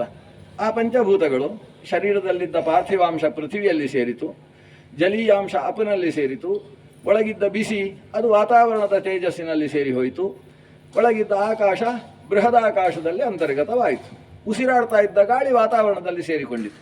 ಹಾಗಾದರೆ ಪಂಚಭೂತಗಳು ಪಂಚತ್ವವನ್ನು ಹೊಂದುವುದಕ್ಕೆ ಮೃತಿ ಅಂತ ಹೆಸರು. ಅದಕ್ಕಿಂತ ದೊಡ್ಡದಿಲ್ಲ, ಯಾಕಂದರೆ ಅದಕ್ಕೆ ಬಂದ ಆತ್ಮ ಹಾಗೆ ಇದ್ದಾನೆ, ಅವನಿಗೇನು ವ್ಯತ್ಯಾಸ ಇಲ್ಲ. ಪಂಚತ್ವಂ ಪ್ರಾಪ್ತ ಅನ್ನೋದಕ್ಕೆ ಮತ್ತೊಂದು ಅರ್ಥ ಕೃಷ್ಣ ಹೇಳ್ತಾನೆ. ಕೌಮಾರಂ ಯೌವನಂ ಜರಾ ಯಥಾ ತಥಾ ದೇಹಾಂತರ ಪ್ರಾಪ್ತಿ ಧೀರಸ್ತತ್ರ ನ ಮುಖ್ಯತಿ ಅಂತ ಹೇಳ್ತಾನೆ. ಅಂದರೆ ಮನುಷ್ಯನಿಗೆ 4 ಅವಸ್ಥೆ ಅಂತ ಅಂದ್ಕೊಂಡಿದ್ದೇವೆ, 5ನೇ ಅವಸ್ಥೆಯನ್ನು ಹೊಂದುವುದಕ್ಕೆ ಪಂಚತ್ವ ಅಂತ ಹೆಸರು. ಬಾಲ್ಯ, ಕೌಮಾರ, ಯೌವನ, ವಾರ್ಧಕ್ಯ ಮತ್ತು 5ನೇದ್ದು ಅಂತ. ಹೀಗೆ 4 ಆದ ಮೇಲೆ ಪಂಚತ್ವ ಅಂದರೆ ಮೃತಿ ಎನ್ನುವುದಕ್ಕೆ ಇರತಕ್ಕಂಥ ಮತ್ತೊಂದು ಶಬ್ದ. ಒಬ್ಬ ಕವಿ ಅನಂತ ಭಟ್ಟ ಅಂತ ಒಬ್ಬ ಸಂಸ್ಕೃತದ ಮಹಾಕವಿ, ಇನ್ನೊಬ್ಬ ಭೋಜರಾಜ ಅಂತ ಮತ್ತೊಬ್ಬ ಕವಿ. ಆ ಭೋಜರಾಜ ಚಂಪೂ ರಾಮಾಯಣ ಅಂತ ಒಂದು ಕವಿ ಕಾವ್ಯವನ್ನು ರಚನೆ ಮಾಡ್ತಾನೆ. ಅನಂತ ಭಟ್ಟ ಚಂಪೂ ಭಾರತ ಅಂತ ಒಂದು ಕಾವ್ಯದ ರಚನೆ ಮಾಡ್ತಾನೆ. ಆ ಅನಂತ ಭಟ್ಟನ ಒಂದು ಸಂಕಲ್ಪ, ನಾನು ಭಾರತದ ಕಥೆಯನ್ನೆಲ್ಲ ಬರಿತೇನೆ, ಆದರೆ ಸತ್ತ ಅಂತ ಹೇಳಿ ಎಲ್ಲೂ ಬರೆಯುವುದಿಲ್ಲ ಅಂತ. ಹೀಗೆ ಎಲ್ಲೂ ಸತ್ತ ಅಂತ ಬರೆಯದೆ ಅವ 1000 ಜನರನ್ನು ಸಾಯಿಸಿಟ್ಟಿದ್ದಾನೆ ಅದರಲ್ಲಿ. ಅಂದರೆ ಸಾಯಿಸಿದ ವಿಷಯವನ್ನು ಸತ್ತ ಅಂತ ಹೇಳುವುದಿಲ್ಲ ಅಂತ ಸಂಸ್ಕೃತದಲ್ಲಿ ಹೇಳುವುದಕ್ಕೆ ಸಾಧ್ಯ ಆಗ್ತದೆ. ಅವನು ಕರ್ಣ ಸತ್ತ ವಿಷಯವನ್ನು ಚಂಪು ಭಾರತದಲ್ಲಿ ಹೇಳ್ತಾನೆ. ಏನು ಹೇಳ್ತಾನೆ ಅಂದರೆ, ಅರ್ಜುನ ಕರ್ಣನಿಗೆ ಅಂತಹ ಅವಸ್ಥೆಯನ್ನು ತಂದ, ಯಾವ ಅವಸ್ಥೆಯಲ್ಲಿ ಆತ ಸೂರ್ಯೋದಯದ ಹೊತ್ತಿಗೆ ಮಲಗಿದ್ರು ಅವನಿಗೆ ಅಭ್ಯುದಿತತಾ ಅನ್ನುವ ದೋಷ ಬರುವುದಿಲ್ಲೋ ಹಾಗೆ ಮಲಗಿಸಿಬಿಟ್ಟ ಅಂತ ಹೇಳ್ತಾನೆ ಅಷ್ಟೇ. ಅಂದರೆ ಮನುಷ್ಯ ಸೂರ್ಯೋದಯ ಕಾಲದಲ್ಲಿ ಮಲಗಿದ್ರೆ ಅವನಿಗೊಂದು ದೋಷ, ಅಭ್ಯುದಿತತ ಅಂತ ದೋಷ. ಅದು ಬಿಟ್ಟು ಸೂರ್ಯವಂಶತ್ವ ಅಂತ ದೋಷ ಬರುವುದಲ್ಲ. ಅವನು ಅಂತ ಅಭ್ಯುದಿತತ ಅಂತ ಒಂದು ದೋಷ ಬರ್ತದೆ. ಆದರೆ ಮರಣ ಹೊಂದಿದವ ಹೊತ್ತಿಗೆ ಮಲಗಿದ್ರೆ ಅವನಿಗೆ ದೋಷ ಇಲ್ವಲ್ಲ. ಆದ್ದರಿಂದ ಇವನಿಗೆ ಅಂತಹ ಮಲಗುವಿಕೆಯನ್ನು ಕೊಟ್ಟ. ಏನು ಅಂದರೆ ಅಭ್ಯುದಿತತ, ದೋಷ ಬರದೇ ಇರುವ ಹಾಗೆ ಮಲಗಿಸಿಬಿಟ್ಟಾನೆ. ಅಂದರೆ ಒಟ್ಟಿನಲ್ಲಿ ಮರಣ ಹೊಂದಿದ ಅನ್ನುವುದನ್ನು ಭಂಗ್ಯಂತರದಿಂದ ನಿರೂಪಿಸೋ ಒಂದು ಕಾವ್ಯ ಗುಣವನ್ನು ಆತ ಹೊಂದಿಸಿಕೊಂಡಿದ್ದಾನೆ. ಅದರಲ್ಲಿ ಹೆಚ್ಚು ಬಳಕೆ ಆಗತಕ್ಕಂಥದ್ದು ಪಂಚತ್ವ ಅಂತಕ್ಕಂಥ ಶಬ್ದ. ಮರಣ ಅನ್ನುವ ಶಬ್ದವನ್ನು ಬಳಸುವುದಿಲ್ಲ. ಒಟ್ಟಂದದಲ್ಲಿ ಸಂಸ್ಕೃತ ಸಾಹಿತ್ಯವನ್ನು ಗಮನಿಸಿದರೆ ಶರೀರ ತ್ಯಾಗ ಇತ್ಯಾದಿ ಶಬ್ದಗಳಿದ್ದಾವೆ ಹೊರತು ಹುಟ್ಟು ಮರಣಗಳಿಗೆ ಪ್ರತ್ಯೇಕವಾದ ವ್ಯತ್ಯಾಸ ಇಲ್ಲ. ಆದ್ದರಿಂದ ಈ ವಿಷಯವನ್ನು ತಿಳ್ಕೊಳ್ಬೇಕು. ಏನು? ಉಭಯತೋವಾಹಾಂ ನದಿ, ಎರಡೂ ಕಡೆಗೂ ಸಂಚರಿಸುವ ನದಿ. ಅಂದರೆ ಆ ಕಡೆ ಹೋದರೂ ವಿಶೇಷ ಇಲ್ಲ, ಈ ಕಡೆ ಹೋದರೂ ವಿಶೇಷ ಇಲ್ಲ. ಹುಟ್ಟುವುದಕ್ಕೂ ಮರಣಕ್ಕೂ ವಿಶೇಷ ಇಲ್ಲ. ಕೃಷ್ಣ 2ನೇ ಅಧ್ಯಾಯ ಗೀತೆಯಲ್ಲಿ ಇಷ್ಟನ್ನೇ ಹೇಳಿರೋದು. ಸಾಂಖ್ಯಯೋಗ ಅಂತ ಅದಕ್ಕೆ ಹೆಸರು. ಆ 2ನೇ ಅಧ್ಯಾಯದ ಗೀತೆ ಸಮಗ್ರವಾಗಿ ನಿರೂಪಿಸಿರುವುದು ಹುಟ್ಟಿಗೂ ಮರಣಿಗೂ ವಿಶೇಷ ಇಲ್ಲ ಅರ್ಜುನ. ಆದ್ದರಿಂದಾಗಿ ನೀನು ನನ್ನ ಅಜ್ಜ ಅಂತ ಒದ್ದಾಡಬೇಡ, ನನಗೆ ಪಾಠ ಹೇಳಿದ ಗುರುಗಳು ದ್ರೋಣರು ಅಂತ ಕಥಂ ಭೀಷ್ಮವಹಂ ಸಂಖ್ಯೆ ದ್ರೋಣಂಚ ಮಧುಸೂದನ ಅಂತ ಕೇಳಬೇಡ. ಭೀಷ್ಮನನ್ನು ಹೇಗೆ ಹೋರಾಡಲಿ, ದ್ರೋಣರ ಜೊತೆಗೆ ಹೇಗೆ ಹೊಯ್ದಾಡಲಿ, ಈ ಪ್ರಶ್ನೆಗಳೆಲ್ಲ ಬೇಡ. ಮರಣ ಹುಟ್ಟು ಅನ್ನುವುದಕ್ಕೆ ವಿಶೇಷವೇ ಇಲ್ಲ, ಸ್ವಲ್ಪ ಕಣ್ಣು ಬಿಟ್ಟು ನೋಡು ಅಂತ ಅವನಿಗೆ ಆ ರೀತಿಯ ಕಣ್ಣು ತೆರೆಸುವ ಕೆಲಸವನ್ನೇ ಅಧ್ಯಾತ್ಮದ ಉಪದೇಶದ ಮೂಲಕ ಭಗವಂತ ಕೃಷ್ಣ ಮಾಡಿದ್ದು. ಅದನ್ನು ತಿಳ್ಕೊಳ್ಬೇಕು. ಇವರಿಗೆ ಅರ್ಥ ಆಯಿತು. ಎರಡೂ ಕಡೆಗೆ ಹರಿಯುವ ನದಿ ಅಂತೇಳಿದರೆ ಮರಣ ಮತ್ತು ಹುಟ್ಟಿಗೆ ಕಾರಣವಾದಂತಹ ಮಾಯೆ. ಅದರಲ್ಲಿ ನಾವು ಹುಟ್ಟನ್ನು ಹಾಗೆ ಅಂತ ಅಂದ್ಕೊಳ್ತೇವೆ, ಮರಣವನ್ನು ಹೀಗೆ ಅಂತ ಅಂದ್ಕೊಳ್ತೇವೆ. ಅದೊಂದು ಮಾಯೆ. ಭಗವಂತನ ಮೋಹಕ ಶಕ್ತಿಯೇ ಹೊರತು ವಸ್ತುಸ್ಥಿತಿಯಲ್ಲಿ ನಾವು ವಿಮರ್ಶಿಸಿದರೆ ಇದರಲ್ಲಿ ವಿಶೇಷ ಇಲ್ಲ. ಹುಟ್ಟುವುದಕ್ಕೆ ಹೇಗೆ ನಾವು ನಾವಾಗಿ ಹುಟ್ಟಿದ್ದಲ್ಲವೋ ಮರಣಿಸುವಲ್ಲೂ ಕೂಡ ನಾವು ನಾವಾಗಿ ಮರಣಿಸುವುದಲ್ಲ. ಇದರಿಂದ ಇನ್ನೊಂದು ಅಂಶ ಸಿಗ್ತದೆ. ಈಶಾವಾಸ್ಯ ಹೇಳ್ತದೆ, ಅಸುರ್ಯಾನಾಮತೆ ಲೋಕಾಹ ಅಂಧೇನ ತಮಸಾವೃತಾ ತಾನ್ಸ್ತೇ ಪ್ರೇತ್ಯಾಭಿಗಚ್ಚಂತಿ ಏಕೇಚ ಆತ್ಮಹನೋ ಜನಾಹ ಅಂತ ಈಶಾವಾಸ್ಯದ ಮಾತಿದು. ಮನುಷ್ಯನಿಗೆ ಆತ್ಮಹತ್ಯೆ ಮಾಡಿಕೊಳ್ಳುವುದಕ್ಕೆ ಯಾವತ್ತಿಗೂ ಅಧಿಕಾರ ಇಲ್ಲ, ಮಹಾಪಾಪ ಅದು. ಯಾಕೆ ಅಂತೇಳಿದರೆ ಅಂಥವನು ಮಾತ್ರ ಮತ್ತೊಬ್ಬನನ್ನು ಕೊಲ್ಲಬಹುದು ಅಥವಾ ತನ್ನನ್ನು ತಾನು ಹತ್ಯೆ ಮಾಡಿಕೊಳ್ಬೋದು. ಯಾರು ಅಂತೇಳಿದರೆ ತಾನು ಹುಟ್ಟುವಲ್ಲಿ ಮತ್ತು ಹುಟ್ಟಿಸುವಲ್ಲಿ ಸಮರ್ಥನಾಗಿದ್ದರೆ. ತಾನು ತಾನಾಗಿ ಹುಟ್ಟಿಲ್ಲ ಅಂತಾದ ಮೇಲೆ ನೀನಾಗಿ ಸಾಯುವುದಕ್ಕೆ ಹೇಗೆ ಅಧಿಕಾರಿಯಾಗ್ತಿ? ನೀನು ಮತ್ತೊಬ್ಬನನ್ನು ಹುಟ್ಟಿಸಲಾರೆ ಅಂತಾದರೆ, ಯಾರನ್ನು ಸಾಯಿಸ್ತೀಯೋ ಅವನನ್ನು ಮತ್ತೊಮ್ಮೆ ಹುಟ್ಟಿಸಬಲ್ಲೆ ಅನ್ನುವ ಶಕ್ತಿ ನಿನ್ನಲ್ಲಿ ಇಲ್ಲ ಅಂತಾದರೆ ನೀನು ಮತ್ತೊಬ್ಬನನ್ನು ಸಾಯಿಸುವುದಕ್ಕೆ ಹೇಗೆ ಅಧಿಕಾರಿಯಾಗ್ತಿ? ಪರಶುರಾಮಾಚಾರ್ಯ ತನ್ನ ತಂದೆಯ ಮಾತು ಕೇಳಿ ತಾಯಿಯಾದಂತಹ ರೇಣುಕಾದೇವಿಯ ಶಿರವನ್ನು ತರಿತಾನೆ. ತಂದೆ ಜಮರಗ್ನಿ ಭಾರಿ ಸಂತುಷ್ಟ ಆಗಿಬಿಡ್ತಾನೆ. ಕೆಟ್ಟು ಹೋಗಿದ್ದಂತಹ ತಾಯಿಯ ತಲೆ ತೆಗೆದಿಯಲ್ಲ ಮಗು, ಉಳಿದವರು ನೋಡು ನಿನ್ನ ಅಣ್ಣಂದಿರು ಮಲಗಿದ್ದಾರೆ, ನೀನಿಷ್ಟು ಕೆಲಸ ಮಾಡಿದೆಯಲ್ಲ. ಆದರೆ ಪರಶುರಾಮ ತಲೆ ತೆಗೆದವ ಹತ್ತುಕೊಂಡು ಕೂತುಕೊಳ್ತಾನೆ, ಅಮ್ಮ ಹೋಗಿದ್ದಾಳೆ ಅಂತ. ಸಂತುಷ್ಟನಾದ ಜಮರಗ್ನಿ ಹೇಳ್ತಾನೆ, ನಾನು ಹೇಳಿದ ಕೆಲಸ ಮಾಡಿದ ಮಗ ನೀನು, ಅದರಿಂದ ವರ ಏನಾದರೂ ಕೇಳು, ಇವ ನನಗೆ ಅಮ್ಮ ಬೇಕು ಅಂತ ಹೇಳ್ತಾನೆ. ಜಮರಗ್ನಿ ಅಮ್ಮನನ್ನು ಬದುಕಿಸಿದ. ಆದದ್ದು ಏನು? ಆಕೆಯ ಮನಸ್ಸು ಕೆಟ್ಟಿತ್ತು, ಕೆಟ್ಟ ಮನಸ್ಸಿನ ತಲೆ ಹೋಯಿತು, ಹೊಸ ತಲೆ ಬಂತು, ಮತ್ತೆ ಹೊಸದಾಗಿ ಆಕೆ ಜೀವನವನ್ನು ಪ್ರಾರಂಭಿಸಿಕೊಂಡ್ಳು. ಪರಶುರಾಮ ನೀನು ಹೊಡೆದದ್ದು ಸರಿಯೋ ತಪ್ಪು ಅಂತ ಆಮೇಲೆ ಅಣ್ಣ ತಮ್ಮಂದಿರ ಜೊತೆಗೆ ಚರ್ಚೆ ನಡೆಯಿತು. ಪರಶುರಾಮ ಹೇಳಿದ, ಯಾರು ಬದುಕಿಸುವ ಶಕ್ತಿ ಉಳ್ಳವರಿದ್ದಾರೆ ಅವರು ಸಾಯಿಸಿದರೆ ತಪ್ಪಲ್ಲ. ಸಾಯಿಸುವವನಿಗೆ ಬದುಕಿಸುವ ಶಕ್ತಿ ಬೇಕು. ನನ್ನ ಅಪ್ಪನಲ್ಲಿ ಅಂತಹ ಶಕ್ತಿ ಇದೆ ಅನ್ನುವ ದೃಢ ವಿಶ್ವಾಸ ಇದ್ದದ್ರಿಂದ ನಾನು ಅವರ ಆದೇಶವನ್ನು ಪಾಲಿಸಿದ್ದೇನೆ ಅಂತ. ಆದ್ದರಿಂದ ಅಂಥವನಿಗೆ ಮಾತ್ರ ಕೊಲ್ಲುವುದಕ್ಕೆ ಸಾಮರ್ಥ್ಯ, ಅಂಥವನು ಮಾತ್ರ ತನ್ನನ್ನು ತಾನು ಆತ್ಮಹತ್ಯೆಗೆ ಒಡ್ಡಿಕೊಳ್ಳುವುದಕ್ಕೆ ಸಾಮರ್ಥ್ಯ. ಯಾರಿಗೆ ಅಂತೇಳಿದರೆ ಮತ್ತೆ ತಾನಾಗಿ ಹುಟ್ಟುವ ಸಾಮರ್ಥ್ಯ ಇದ್ದರೆ. ಮನುಷ್ಯನಿಗೆ ಅದು ಇಲ್ಲ, ಅದರಿಂದ ಆತ್ಮಹತ್ಯೆ ಪಾಪವಾಗ್ತದೆ. ಏಕೇಚ ಆತ್ಮಹನೋ ಜನ, ಆತ್ಮಹತ್ಯೆ ಮಾಡಿಕೊಂಡ ಜನ, ಭಗವಂತನನ್ನು ನಿಂದನೆ ಮಾಡತಕ್ಕಂತಹ ಜನ, ಭಗವದ್ವಾಚಕವಾದ ವೇದಗಳನ್ನು ನಿಂದಿಸತಕ್ಕಂತಹ ವ್ಯಕ್ತಿಗಳು, ಅವರು ಅಂತಹ ಲೋಕಕ್ಕೆ ಹೋಗ್ತಾರೆ, ಯಾವ ಲೋಕದಲ್ಲಿ ಸುಖವೇ ಇರುವುದಿಲ್ಲವೋ ಅಂತ ಆ ಉಪನಿಷತ್ತು ಹೇಳ್ತದೆ. ಇವೆಲ್ಲವೂ ಹುಟ್ಟು ಸಾವುಗಳಲ್ಲಿ ಮಹಾ ವ್ಯತ್ಯಾಸ ಇಲ್ಲ ಅನ್ನುವುದನ್ನು ನಿರೂಪಿಸುವುದಕ್ಕೋಸ್ಕರವೇ ಇರತಕ್ಕಂತಹ ವಿಷಯಗಳು. ಇನ್ನು ಮುಂದಿನ ಪ್ರಶ್ನೆ ಅಂದರೆ 7ನೇ ಪ್ರಶ್ನೆ, ಪಂಚಾದ್ಭುತಂ ಗೃಹಂ, 5 ದೊಡ್ಡ ಮನೆ ಅಂತ. 5 ಅಂತ ಹೇಳಿದರೆ ಸಾಮಾನ್ಯವಾಗಿ 5 ಅಂತ ಹೇಳಿದರೆ 25 ಅಂತ ಅರ್ಥ. ಅದು ಗುಣಾಕಾರದ ಅರ್ಥದಲ್ಲೇ ತ್ರಿಸಪ್ತ ಕೃತ್ವೋ ಪೃಥಿವೀಂ ಅಂತಾರೆ. ಪರಶುರಾಮಾಚಾರ್ಯರು ಎಷ್ಟು ಬಾರಿ ಭೂಮಿ ಪ್ರದಕ್ಷಿಣೆ ಮಾಡಿದರು? ತ್ರಿಸಪ್ತ ಕೃತ್ವ. 3 ಅಂದರೆ 3, ಸಪ್ತ ಅಂದರೆ 7, ಒಟ್ಟೆಷ್ಟು ಅಂದರೆ 21 ಬಾರಿ ಪ್ರದಕ್ಷಿಣೆ ಬಂದರು. ಪುರುಷ ಸೂಕ್ತವು ಹೇಳ್ತದೆ ತ್ರಿಸಪ್ತ ಸಮಿಧ ಘೃತಾಹ. ತ್ರಿಸಪ್ತ ಸಮಿಧಃ ಅಂದರೆ 21 ಸಮಿತ್ತುಗಳಿಂದ ಒಂದು ಯುದ್ಧವನ್ನು ಕಟ್ಟಬೇಕು ಅಂತ. ಯಜ್ಞಕ್ಕೆ ಸಂಬಂಧಪಟ್ಟ ಯಜ್ಞೇನ ಯಜ್ಞಮಯಜಂತ ದೇವ, ಯಜ್ಞಕ್ಕೆ ಸಂಬಂಧಿಸಿದ ವಿಷಯ ಅದು. ತ್ರಿಸಪ್ತಃ ಅಂತೇಳಿ, ಸಪ್ತ ಅಂತ ಹೇಳಿದರೆ ಅದು 21 ಅನ್ನೋ ಅರ್ಥವನ್ನು ಕೊಡ್ತದೆ. ಹಾಗೆ ಪಂಚಾದ್ಭುತಂ ಗೃಹಂ ಅಂದರೆ 25ರಿಂದ ನಿರ್ಮಿತವಾದ ಅದ್ಭುತವಾದ ಗೃಹ. ಈ 10,000 ಜನ ವಿಮರ್ಶೆ ಶುರು ಮಾಡಿದರು. ಯಾವ ಮನೆಯಲ್ಲಿ ಉಂಟು ಹೀಗೆ 25? ಯಾವ ಮನೆಯೂ ಸಿಗಲಿಲ್ಲ. ಕೊನೆಗೆ ಕಣ್ಣು ಮುಚ್ಚಿ ನೋಡಿದರೆ ಈ ಶರೀರವೇ ಅಂತ ಅರ್ಥ ಆಯಿತು. ಅಂದರೆ ಶರೀರದ ಬಗ್ಗೆ ಜ್ಞಾನವೂ ಬೇಕು ಅಧ್ಯಾತ್ಮದಲ್ಲಿ ಅಂತ. ಈ ಶರೀರದ ಜ್ಞಾನ 2, ಒಂದು ಭೌತಿಕವಾಗಿ ಶರೀರ ಜ್ಞಾನ, ಮತ್ತೊಂದು ಅಧ್ಯಾತ್ಮದ ದೃಷ್ಟಿಯ ಶರೀರದ ಜ್ಞಾನ. ಇವೆರಡನ್ನೂ ಕೂಡ ಹೊಂದಿಸಿ ತಿಳ್ಕೊಂಡವ ಅದಕ್ಕೆ ಜ್ಞಾನಿ ಅಂತ ಕರೆಸಿಕೊಳ್ತಾನೆ.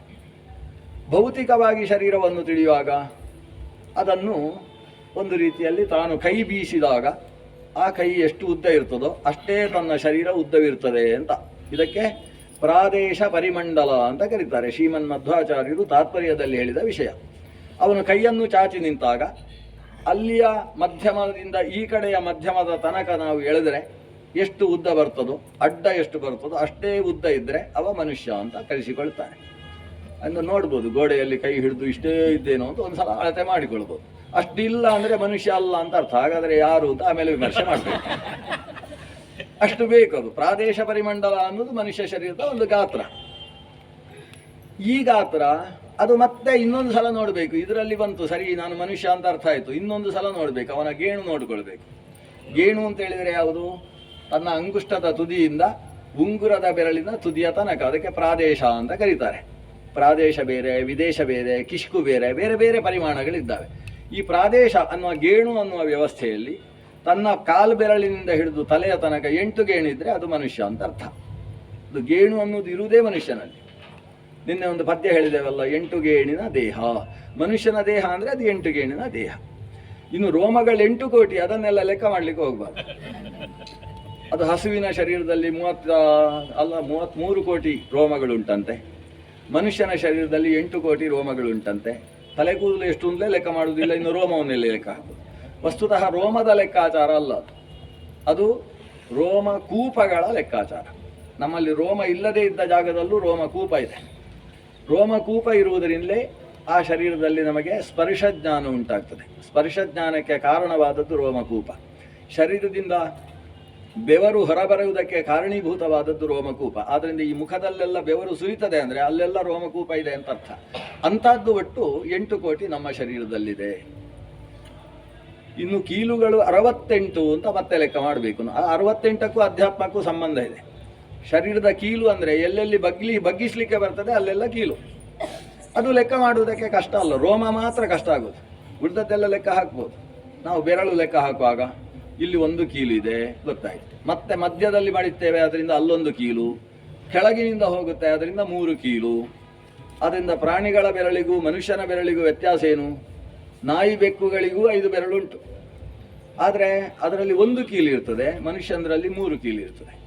ಕೆಲವು ಪ್ರಾಣಿಗಳ ಬೆರಳಿನಲ್ಲಿ 2 ಕೀಲು ಇರ್ತದೆ, ಮನುಷ್ಯನರಲ್ಲಿ 3 ಕೀಲಿದೆ. 2 ಕೀಲಿದ್ರೆ ಬರೀಲಿಕ್ಕಾಗೋದಿಲ್ಲ, 3 ಕೀಲಿದ್ರೆ ಬರಿಬೋದು. 3 ಕೀಲಿತ್ತು ಅಂತಾದರೆ ಇನ್ನೆಷ್ಟೆಷ್ಟೋ ಕಸೂತಿ ಕೆಲಸ ಮಾಡಲಿಕ್ಕೆ ಆಗ್ತದೆ. ಏನು ಅಂಥದ್ದು ಇಂಥದ್ದು ರಂಗೋಲಿ ಹಾಕುವುದೇನು, ಎಲ್ಲ ರೀತಿಯ ಕಸೂತಿ ಕೆಲಸಗಳನ್ನು, ಕರಕುಶಲ ನಿರ್ಮಿತಿಗಳನ್ನು ನಡೆಸುವುದಕ್ಕೆ ಶಕ್ತವಾದದ್ದು ಮನುಷ್ಯ. ಯಾಕೆ ಅಂತೇಳಿದರೆ ಅವನಿಗೆ 1 ಗಂಟು ಜಾಸ್ತಿ ಕೊಟ್ಟ, ಒಂದರಲ್ಲಿ ಎಷ್ಟಿದೆ ನೋಡಿ ಸಾಮರ್ಥ್ಯ. ಹಾಗಾದರೆ 5 ಬೆರಳಿಗೆ ಎಷ್ಟಾಯಿತು? ಅಂಗುಷ್ಟದಲ್ಲೂ 3 ಗಂಟಿದೆ, 1 2 3 ಅಂತ. ಅದು ಇಲ್ಲಿಂದ, ಅದು ಅಂಗುಷ್ಟ ಯಾಕೆ? ಹೆಬ್ಬೆರಳು ಆದದ್ದು ಯಾಕೆ ಅಂದರೆ ಉರಿದೆಲ್ಲ ಬೆರಳಿಗಿಂತ ದೊಡ್ಡದು, ಇಲ್ಲಿಂದ ಪ್ರಾರಂಭ ಮಾಡಿ ಅಲ್ಲಿಯ ತನಕದ ಬೆರಳದು. ಹೀಗೆ ಒಟ್ಟು ಶರೀರದಲ್ಲಿ ಕೈಯನ್ನು ಗಮನಿಸಿದರೆ ನಮಗೆ 15 ಗಂಟು ಸಿಕ್ಕಿತು. 15ರ ನಂತರ ಮತ್ತೆ ಮಣಿಗಂಟು ಉಂಟು ಒಂದು. ಕೀಲುಗಳು ಈಗ 15 ಇದ್ದದ್ದು 16 ಆಯಿತು, ಮತ್ತೊಂದು ಸೇರಿದರೆ 17 ಆಯಿತು, ಕೈಯ ಭುಜಕ್ಕೆ ಸೇರಿಸಿಕೊಂಡ್ರೆ 18 ಆಯಿತು. ಹಾಗೆ ಲೆಕ್ಕಾಚಾರ ಸುಲಭ ಆಗೋಯ್ತು. ಈಗ 18 18 36 ಕೀಲುಗಳು ಸಿಕ್ಕಿತು. ನಮಗೆ ಎಷ್ಟು ಸಿಗಬೇಕು? ಕೀಲುಗಳು 68. ಬಹಳ ಸುಲಭವಾಗಿ 36 ಸಿಕ್ಕಿತು. ಆಮೇಲೆ ಕಾಲಿಗೆ ಹೋಗೋಣ. ಕಾಲಲ್ಲಿ ವ್ಯತ್ಯಾಸ ಏನು ಅಂತೇಳಿದರೆ, ಕಾಲಿಂದ ಬರೀಲಿಕ್ಕಾಗುವುದಿಲ್ಲ. ಯಾಕೆ ಅಂತೇಳಿದರೆ, ಬರೀಲಿಕ್ಕಾದರೂ ಆಗ್ಬೋದು, ಕಸೂತಿ ಕೆಲಸ ಮಾಡಲಿಕ್ಕೆ ಆಗುವುದಿಲ್ಲ. ಕೆಲವರು ಅದು ಮಾಡ್ತಾರೆ, ಕೈ ಇಲ್ಲದೆ ಇದ್ದವರು ಮಾತ್ರ ಮಾಡ್ತಾರೆ ಕಾಲಿಂದ.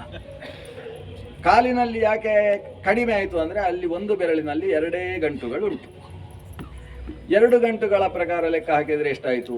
10 11 12 13 ಆಯಿತು. ಇಲ್ಲಿ ಹಾಗೆ. ಹಾಗಾದರೆ 1 ಕಾಲಿನಲ್ಲಿ 13 ಗಂಟು ಸಿಕ್ಕಿತು ಅಂತಾದರೆ 26 ಗಂಟುಗಳು ಸಿಕ್ಕಿತು. ಈ ಕಡೆ 36 ಇತ್ತು. 36 26 ಸೇರಿಸಿ ನಮಗೆ ಎಷ್ಟು ಸಿಕ್ಕಿತು? 62 ಸಿಕ್ಕಿತು. ನಮಗೆ ಕೀಲುಗಳ 68 ಆಗಬೇಕು. ಇನ್ನು 6 ಕೀಲುಗಳನ್ನು ಹುಡುಕಿದರೆ ಮುಗೀತು ನಮ್ಮದು ವ್ಯವಸ್ಥೆ. ಒಂದು ತಲೆ ಹೀಗೆ ಹೀಗೆ ಬಗ್ಗುವುದರಿಂದ ಅಲ್ಲೊಂದು ಉಂಟು ಅಂತ ತೀರ್ಮಾನ. ಹಾಗಾದರೆ ಮತ್ತೊಂದು ಸಿಕ್ಕಿತು. ಈಗ ನಮಗೆ 6 ಸಿಕ್ಕಿದರೆ ಆಯಿತು, 1 ಸಿಕ್ಕಿ ಆಯಿತು, ಇನ್ನು 5 ಸಿಕ್ಕಿದರೆ ಆಯಿತು. 5ರಲ್ಲಿ ಸೊಂಟ 1 ಅಂತ ಯೋಚಿಸಿದರೆ ಅಲ್ಲಿಗೆ ಬಂತು. ಇನ್ನು 4 ಸಿಗಬೇಕು. ನೋಡುವ ಹುಡುಕಿ. ಕೆಲವರು ಹುಡುಕಾಟ ನಡೆಸ್ತಾರೆ, ಇಲ್ಲಿ ಉಂಟು ಅಂತ. ಬಾಯಿ, ಅಲ್ಲಿ ಕೀಲಿಲ್ಲ, ಅಲ್ಲಿ ಬರೀ ಚರ್ಮ ಇರುವುದರಿಂದ ಅದು ಮೇಲೆ ಕೆಳಗೆ ಹೋಗ್ತದೆ. ಕೀಲು ಇತ್ತು ಅಂತ ಆದರೆ ಅದನ್ನು ಬಗ್ಗಿಸಿ ಆ ಕಡೆ ಈ ಕಡೆ ಮಾಡಿ ಎಲ್ಲ ಹಾಗೆ ಮಾಡ್ಬೋದಿತ್ತು. ಅದು ಕೀಲಿರುವ ಪ್ರದೇಶ ಅಲ್ಲ. ಇನ್ನು 4 ಕೀಲು ಸಮಸ್ಯೆ ಇರುವುದು. ಎಲ್ಲಿ? ಕಿವಿಯಲ್ಲಿ ಕೀಲಿಲ್ಲ, ಅಲ್ಲಿ ಚರ್ಮವೇ. ಕೀಲಿದ್ರೆ ಹೀಗೀಗ ಅನ್ಲಿಕ್ಕೆ ಬರಬೇಕದು. ಮಂಡಿ ಸೇರಿಸಿ ಆಯಿತು. 13 ಮಾಡಿದ್ದೆ ಹಾಗೆ. 13 ಮಾಡಿದ್ದೆ ಹೇಗೆ? ಬೆರಳಿನಲ್ಲಿ 10, ಇಲ್ಲೊಂದು 11, ಇಲ್ಲೊಂದು 12, ಇಲ್ಲೊಂದು 13 ಅಂತ ಹೀಗೆ ಮಾಡಿ 13 ವ್ಯವಸ್ಥೆ ಮಾಡಿದ್ದಲ್ವಾ? ಇರ್ಬೋದಲ್ವಾ? ಅದು ಒಳಗಿದ್ದಾಯ್ತು. ಒಳಗಿದ್ದು ಹೊರಮುಖವಾಗಿ ಅಂದರೆ ಆ ಲೆಕ್ಕದಲ್ಲಿ 360 ಇದೆ. ಅದು ಮೂಳೆಗಳ ಲೆಕ್ಕ. 360 ಬೇರೆ. ಅದನ್ನು ಅಲ್ಲ, ಶಾಸ್ತ್ರ ಏನು ಹೇಳ್ತದೆ ನೋಡು, ಆಮೇಲೆ ಡಾಕ್ಟರ್ ಯಾರಿದ್ರೆ ಆಮೇಲೆ ಆಪರೇಷನ್ ಮಾಡಿ ನೋಡಿ. ಶಾಸ್ತ್ರದ ಪ್ರಕಾರ ಈ ಕೈಯ ಭುಜ ಇದೆ ಅಲ್ವಾ, ಅಲ್ಲಿ 1 ಗಂಟು ಇರುವುದಲ್ಲ, 2 ಇದೆ ಅಂತ, ಕೀಲು 2 ಇದೆ. ಯಾಕಂದ್ರೆ ಒಂದೇ ಇದ್ರೆ ಹೀಗೆ ಮಾತ್ರ ಆಗುತ್ತೆ, ಆ ಕಡೆ ಹೋಗಲ್ಲ ಅಲ್ವಾ. ಇಲ್ಲಿ ಏನಾಗ್ತದೆ, ಹೀಗೆ ಹೋಗ್ತದೆ, ಹಾಗೆ ಹೋಗ್ತದೆ, ಹೀಗೆ ಹೋಗ್ತದೆ. ಕಾರಣ ಏನಂದ್ರೆ ಅಲ್ಲಿ 2 ಕೀಲುಗಳಿದ್ದಾರೆ. ಹಾಗಾದ್ರೆ ಇಲ್ಲಿ 2, ಇಲ್ಲಿ 2, ಇಲ್ಲಿ 2, ಇಲ್ಲಿ 2 ಅಂತ ಆದಾಗ 4 ಎಕ್ಸ್ಟ್ರಾ ಸಿಕ್ಕಿತಲ್ವಾ. ಹಾಗಾಗಿ 68 ಕೀಲುಗಳು ಶರೀರದಲ್ಲಿರುವುದು ಅಂತ. ಇನ್ನು ಉಳಿದ ಹಾಗೆ ನೀವು ಕೀಲು ಹುಡುಕುವುದಕ್ಕೆ ಬರುವುದಿಲ್ಲ, ಎಲುಬುಗಳ ಲೆಕ್ಕಾಚಾರ ಸಿಗ್ತದೆ. ಕೀಲುಗಳ 68 ಮಾಂಸಗಳಿಂದ ಮಾಡಿದ ಮನೆಯ ಒಲಿದು ಅಂತ. ಅಂತೂ ಈ ಶರೀರದ ಬಗ್ಗೆ ಅವನ ಮೂಗು ಎಷ್ಟಿದೆ, ಕಣ್ಣು ಎಷ್ಟಿದೆ, ಇದಕ್ಕೆಲ್ಲ ಒಂದು ಲೆಕ್ಕಾಚಾರ ಇದೆ. ಆ ಲೆಕ್ಕಾಚಾರದ ಪ್ರಕಾರ ಇದ್ದರೆ ಅದಕ್ಕೆ 32 ಲಕ್ಷಣಗಳು ಅಂತ ಕರೀತಾರೆ. ಅಷ್ಟು ಇಲ್ಲದೇ ಇರುವುದರಿಂದ ಮನುಷ್ಯನ ಶರೀರ ಹೀಗಿರುವುದು. ಲೆಕ್ಕಾಚಾರಕ್ಕಿಂತ ಕೆಲವು ಕಡೆಯಲ್ಲಿ ಅಂಗುಲದಲ್ಲಿ ವ್ಯತ್ಯಾಸ, ಕೆಲವು ಕಡೆಯಲ್ಲಿ ಕೂದಲಿನಷ್ಟು ವ್ಯತ್ಯಾಸ ಅಂತ. ಈ ವ್ಯತ್ಯಾಸಗಳಿಂದ ಮನುಷ್ಯ ಶರೀರ ದೇವ ಶರೀರಕ್ಕಿಂತ ಭಿನ್ನವಾಗಿದೆ. ಜೊತೆಗೆ ತೇಜಸಾಹಂಕಾರದಿಂದ ನಿರ್ಮಿತವಾದದ್ದು ದೇವ ಶರೀರ, ಇವನದ್ದು ಪ್ರಾಕೃತವಾದ ಪಾಂಚಭೌತಿಕ ಶರೀರ ಅಂತ. ಇಂತಹ ವ್ಯತ್ಯಾಸ ಇದೆ ಅಂತ. ಇದು ಮನುಷ್ಯನ ಶರೀರದ ಬಗ್ಗೆ ಅವನಿಗೆ ಗೊತ್ತಿರಬೇಕು. ಎರಡನೇದ್ದು ಗೊತ್ತಿರಬೇಕಾದ್ದೇನು, ಶರೀರ ಹುಟ್ಟಿದೆ, ಆದ್ದರಿಂದ ಇದು ಹೋಗ್ತದೆ. ಜಾತಸ್ಯ ಹಿ ಧ್ರುವ ಮೃತ್ಯು ಧ್ರುವಂ ಜನ್ಮ ಮೃತಸ್ಯ ಚ. ಹಾಗಾದರೆ ಇದು ಹೋಗುವಂತಹದ್ದು ಅನ್ನೋ ಎಚ್ಚರ ಇರಬೇಕು, ನಶ್ವರ ಪ್ರಜ್ಞೆ. ಆದರೆ ಇದು ಬರುವುದು ಬಹಳ ಕಷ್ಟ ಅಂತ. ಯಾಕಂದರೆ ಯಕ್ಷ ಒಂದು ಪ್ರಶ್ನೆ ಮಾಡಿದ ಧರ್ಮರಾಜನ ಹತ್ರ, ಪ್ರಪಂಚದ ಅದ್ಭುತ ಯಾವುದು? ನಾವು ಪಂಚಾದ್ಭುತಂ ಗೃಹಂ, ಅದ್ಭುತದ ಬಗ್ಗೆ ಪ್ರಶ್ನೆ ಇದೆ, ಅದರಿಂದ ಅದ್ಭುತ ಯಾವುದು ಅಂತ ಕೇಳಿದ. ನಮಗೆ ಒಂದು ವೇಳೆ ಈ ಪ್ರಶ್ನೆ ಕೇಳಿದರೆ ನಾವೇನು ಹೇಳ್ತಿದ್ವಿ? ಅದು ನಾರಾಯಣ ಸರೋವರ ಒಂದು ಅದ್ಭುತ, ನಾರಾಯಣ ಸರೋವರದ ಯಾತ್ರೆ ಅದಕ್ಕಿಂತ ದೊಡ್ಡ ಅದ್ಭುತ. ಈಗ ನಮ್ಮ ಅದ್ಭುತಗಳೆಲ್ಲ ಇಂಥದ್ದು, ಕರ್ನಾಟಕದ ಒಂದು ಸರ್ಕಾರವೇ ಪರಮಾದ್ಭುತ, ಹೀಗೆಲ್ಲ ನಮ್ಮ ಅದ್ಭುತಗಳಿರ್ತಾರೆ. ಇಲ್ಲಿ ಹಾಗಲ್ಲ. ಇಲ್ಲಿ ಅದ್ಭುತ ಯಾವುದು, ಮಹಾ ಅದ್ಭುತ ಯಾವುದು ಅಂತ ಹೇಳಿದರೆ ಧರ್ಮರಾಜ ಹೇಳುವುದು, ಅಹನ್ಯಹನಿ ಭೂತಾನಿ ಗಮಿಷ್ಯಂತಿ ಯಮಾಲಯಂ ಶೇಷಾ ಸ್ಥಾವರಮಿಚ್ಛಂತಿ ಕಿಮಾಶ್ಚರ್ಯಂ ಅತಃ ಪರಂ. ಪ್ರತಿಯೊಬ್ಬ ವ್ಯಕ್ತಿಗೂ ಕೂಡ ಅಲ್ಲಿ ಆತ ಮರಣ ಹೊಂದಿದ ಅನ್ನುವ ವಿಷಯ ದಿನನಿತ್ಯ ಕೇಳ್ತದೆ. ಅಯ್ಯೋ ನಮ್ಮ ತೀರಾ ಹತ್ತಿರದ ಸಂಬಂಧಿಗಳು ಹೋಗಿಬಿಟ್ರಲ್ವಾ ಅಂತ ಒಂದು ಸಲ ಅವನಿಗೆ ಬೇಸರ ಆಗ್ತದೆ. ಅವರ 11, 12, 13ನೇ ದಿವಸಗಳಲ್ಲಿ ಭಾಗವಹಿಸ್ತಾನೆ. ಎಲ್ಲ ಕೈ ತೊಳೆದ ಮೇಲೆಯೂ ಒಗ್ಗರಣೆಯ ವಾಸನೆ ಹೋಗಿರುವುದಿಲ್ಲ, ಸ್ವಲ್ಪ ಮೂಸಿಕೊಂಡು ಬರ್ತಾನೆ. ಅಷ್ಟಾಗ್ತಾ ಇದ್ದ ಹಾಗೆ ಅವನಿಗೆ ಅವರು ಹೋದರು ಅಷ್ಟೇ ಅಂತ ಹೇಳ್ಕೊಂಡು ಬಂದುಬಿಡ್ತಾನೆ. ನನಗೂ ಹೀಗೊಂದು 11, 12, 13 ಎಲ್ಲ ನಡಿಲಿಕ್ಕಿದೆ ಅಂತ ಯೋಚನೆ ಮಾಡುವುದಿಲ್ಲ.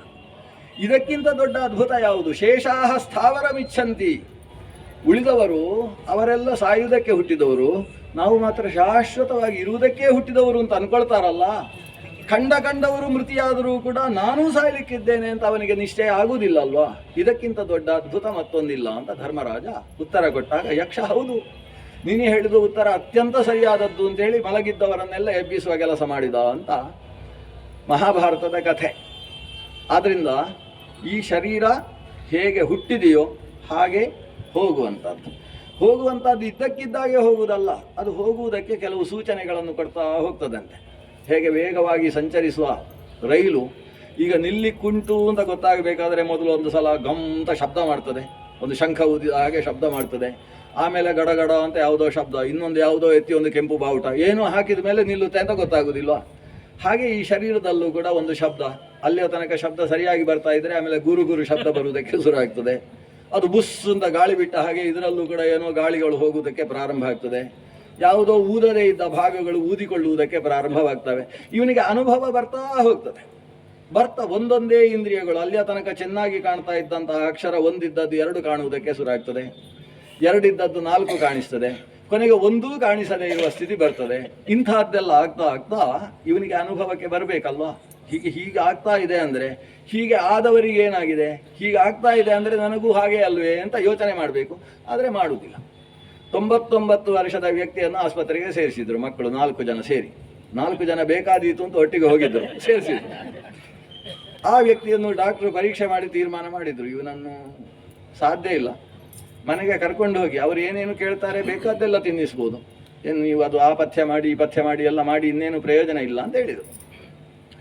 ದೂರದಲ್ಲಿ ಮಲಗಿದ್ದಂತಹ ಅಪ್ಪ ಕೇಳಿಸಿಕೊಂಡ ಮಕ್ಕಳ ಹತ್ರ, ಏನು ಹೇಳ್ತಾರೆ ಡಾಕ್ಟ್ರು, ಅವರಿಗೆ ಆಗೋದಿಲ್ಲ ಅಂತೆ ನನ್ನನ್ನು ಬದುಕಿಸುವುದಕ್ಕೆ, ಬೇರೆ ಆಸ್ಪತ್ರೆಗೆ ಕರ್ಕೊಂಡು ಹೋಗಿ ಅಂತ ಹೇಳ್ತಾರೆ. ನಾನು ಮಾಡಿಟ್ಟ ಸಂಪತ್ತಿದೆ ಕೊಡಿ, ಇವನಿಗೆ ಆಗುದಿಲ್ಲ ಅಂದರೆ ಸರಿ ಕಲ್ತಿಲ್ಲ ಅಂತ ಅರ್ಥ.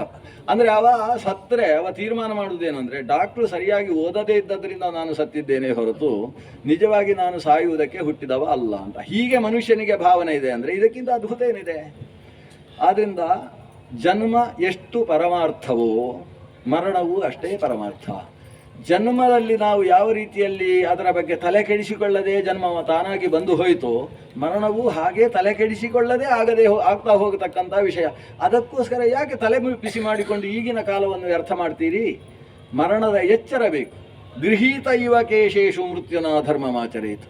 ಮೃತ್ಯು ದೇವತೆ ಬಂದು ಜುಟ್ಟು ಹಿಡಿದು ಕತ್ತಿ ಎತ್ತಿದ್ದಾನೆ ಅನ್ನುವ ಎಚ್ಚರದ ಜೊತೆಗೆ ಧರ್ಮಾಚರಣೆಯಲ್ಲಿ ನಿರತರಾಗಿ, ಅದರ ಜೊತೆಗೆ ಅಜರಾಮರವತ್ ಪ್ರಾಜ್ಞ ವಿದ್ಯಾಂ ಅರ್ಥಂಚ ಸಾಧಯೇತು.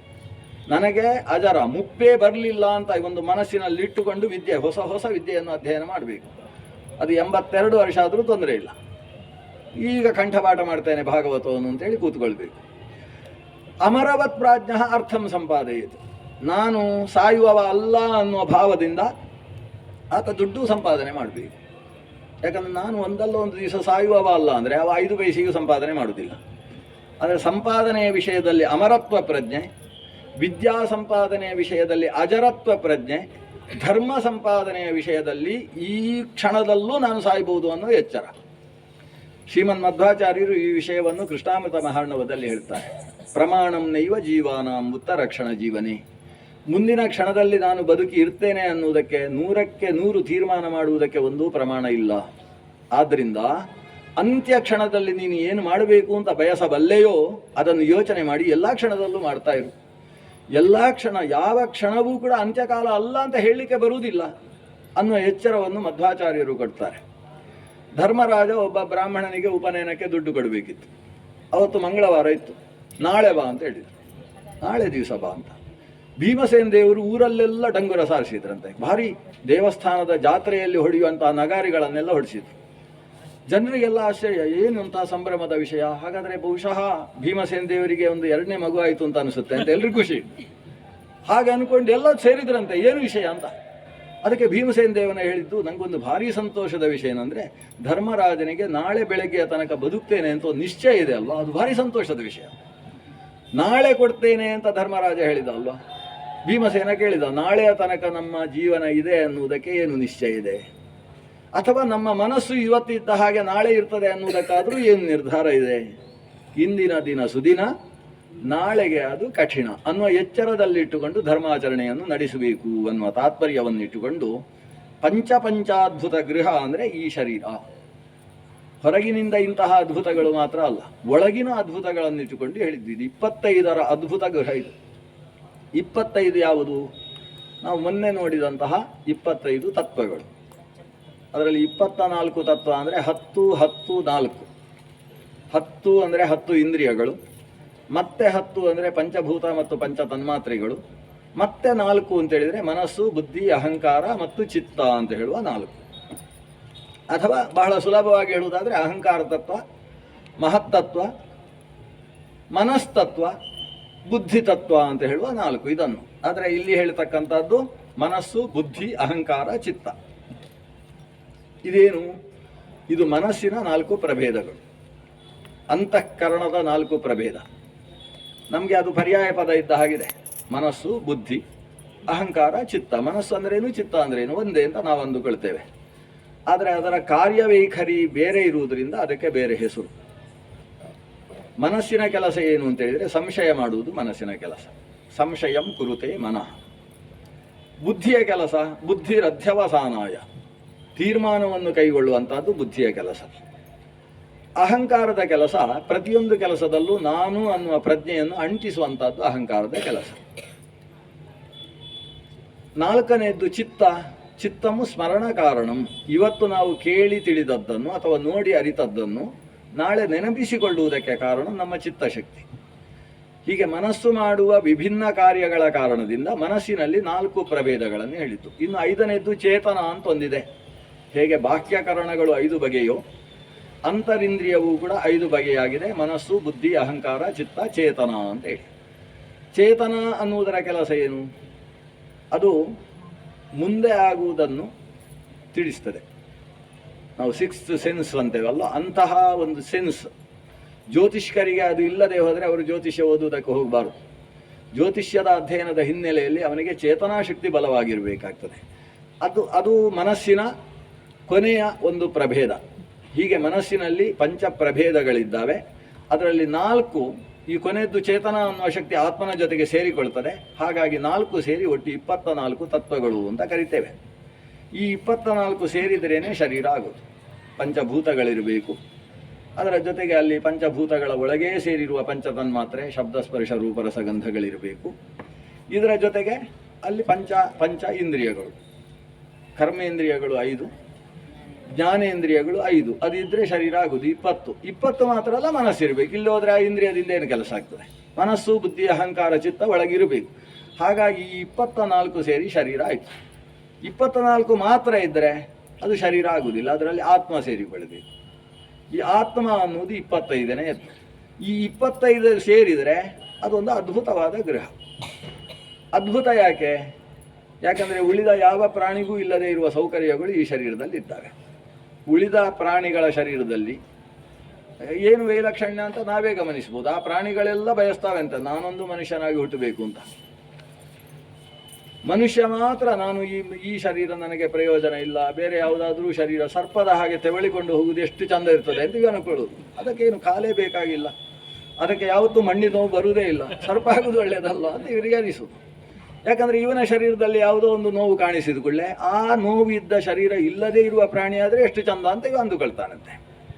ಆದರೆ ಉಳಿದ ಪ್ರಾಣಿಗಳಿಗೆ ಮಾನವ ಶರೀರವನ್ನು ನೋಡಿ ಅದು ಮೂಗಿಗೆ ಬೆರಳಿಡ್ತಾವಂತೆ. ಎಂಥ ಶರೀರ, ಇಂಥ ಶರೀರವನ್ನು ದೇವರು ನಮಗೆ ಕೊಡಲಿಲ್ಲ ಅಲ್ವಾ ಅಂತ ಯೋಚನೆ ಮಾಡ್ತಾವಂತೆ. ವಸ್ತುತಃ ಅವುಗಳಿಗೆ ದೈವಿ ಪ್ರಜ್ಞೆ ಇಲ್ಲ, ಆದರೆ ಆಸೆ ಅಭಿಕಾಂಕ್ಷೆಗಳು ಅವುಗಳಿಗಿದ್ದಾವೆ.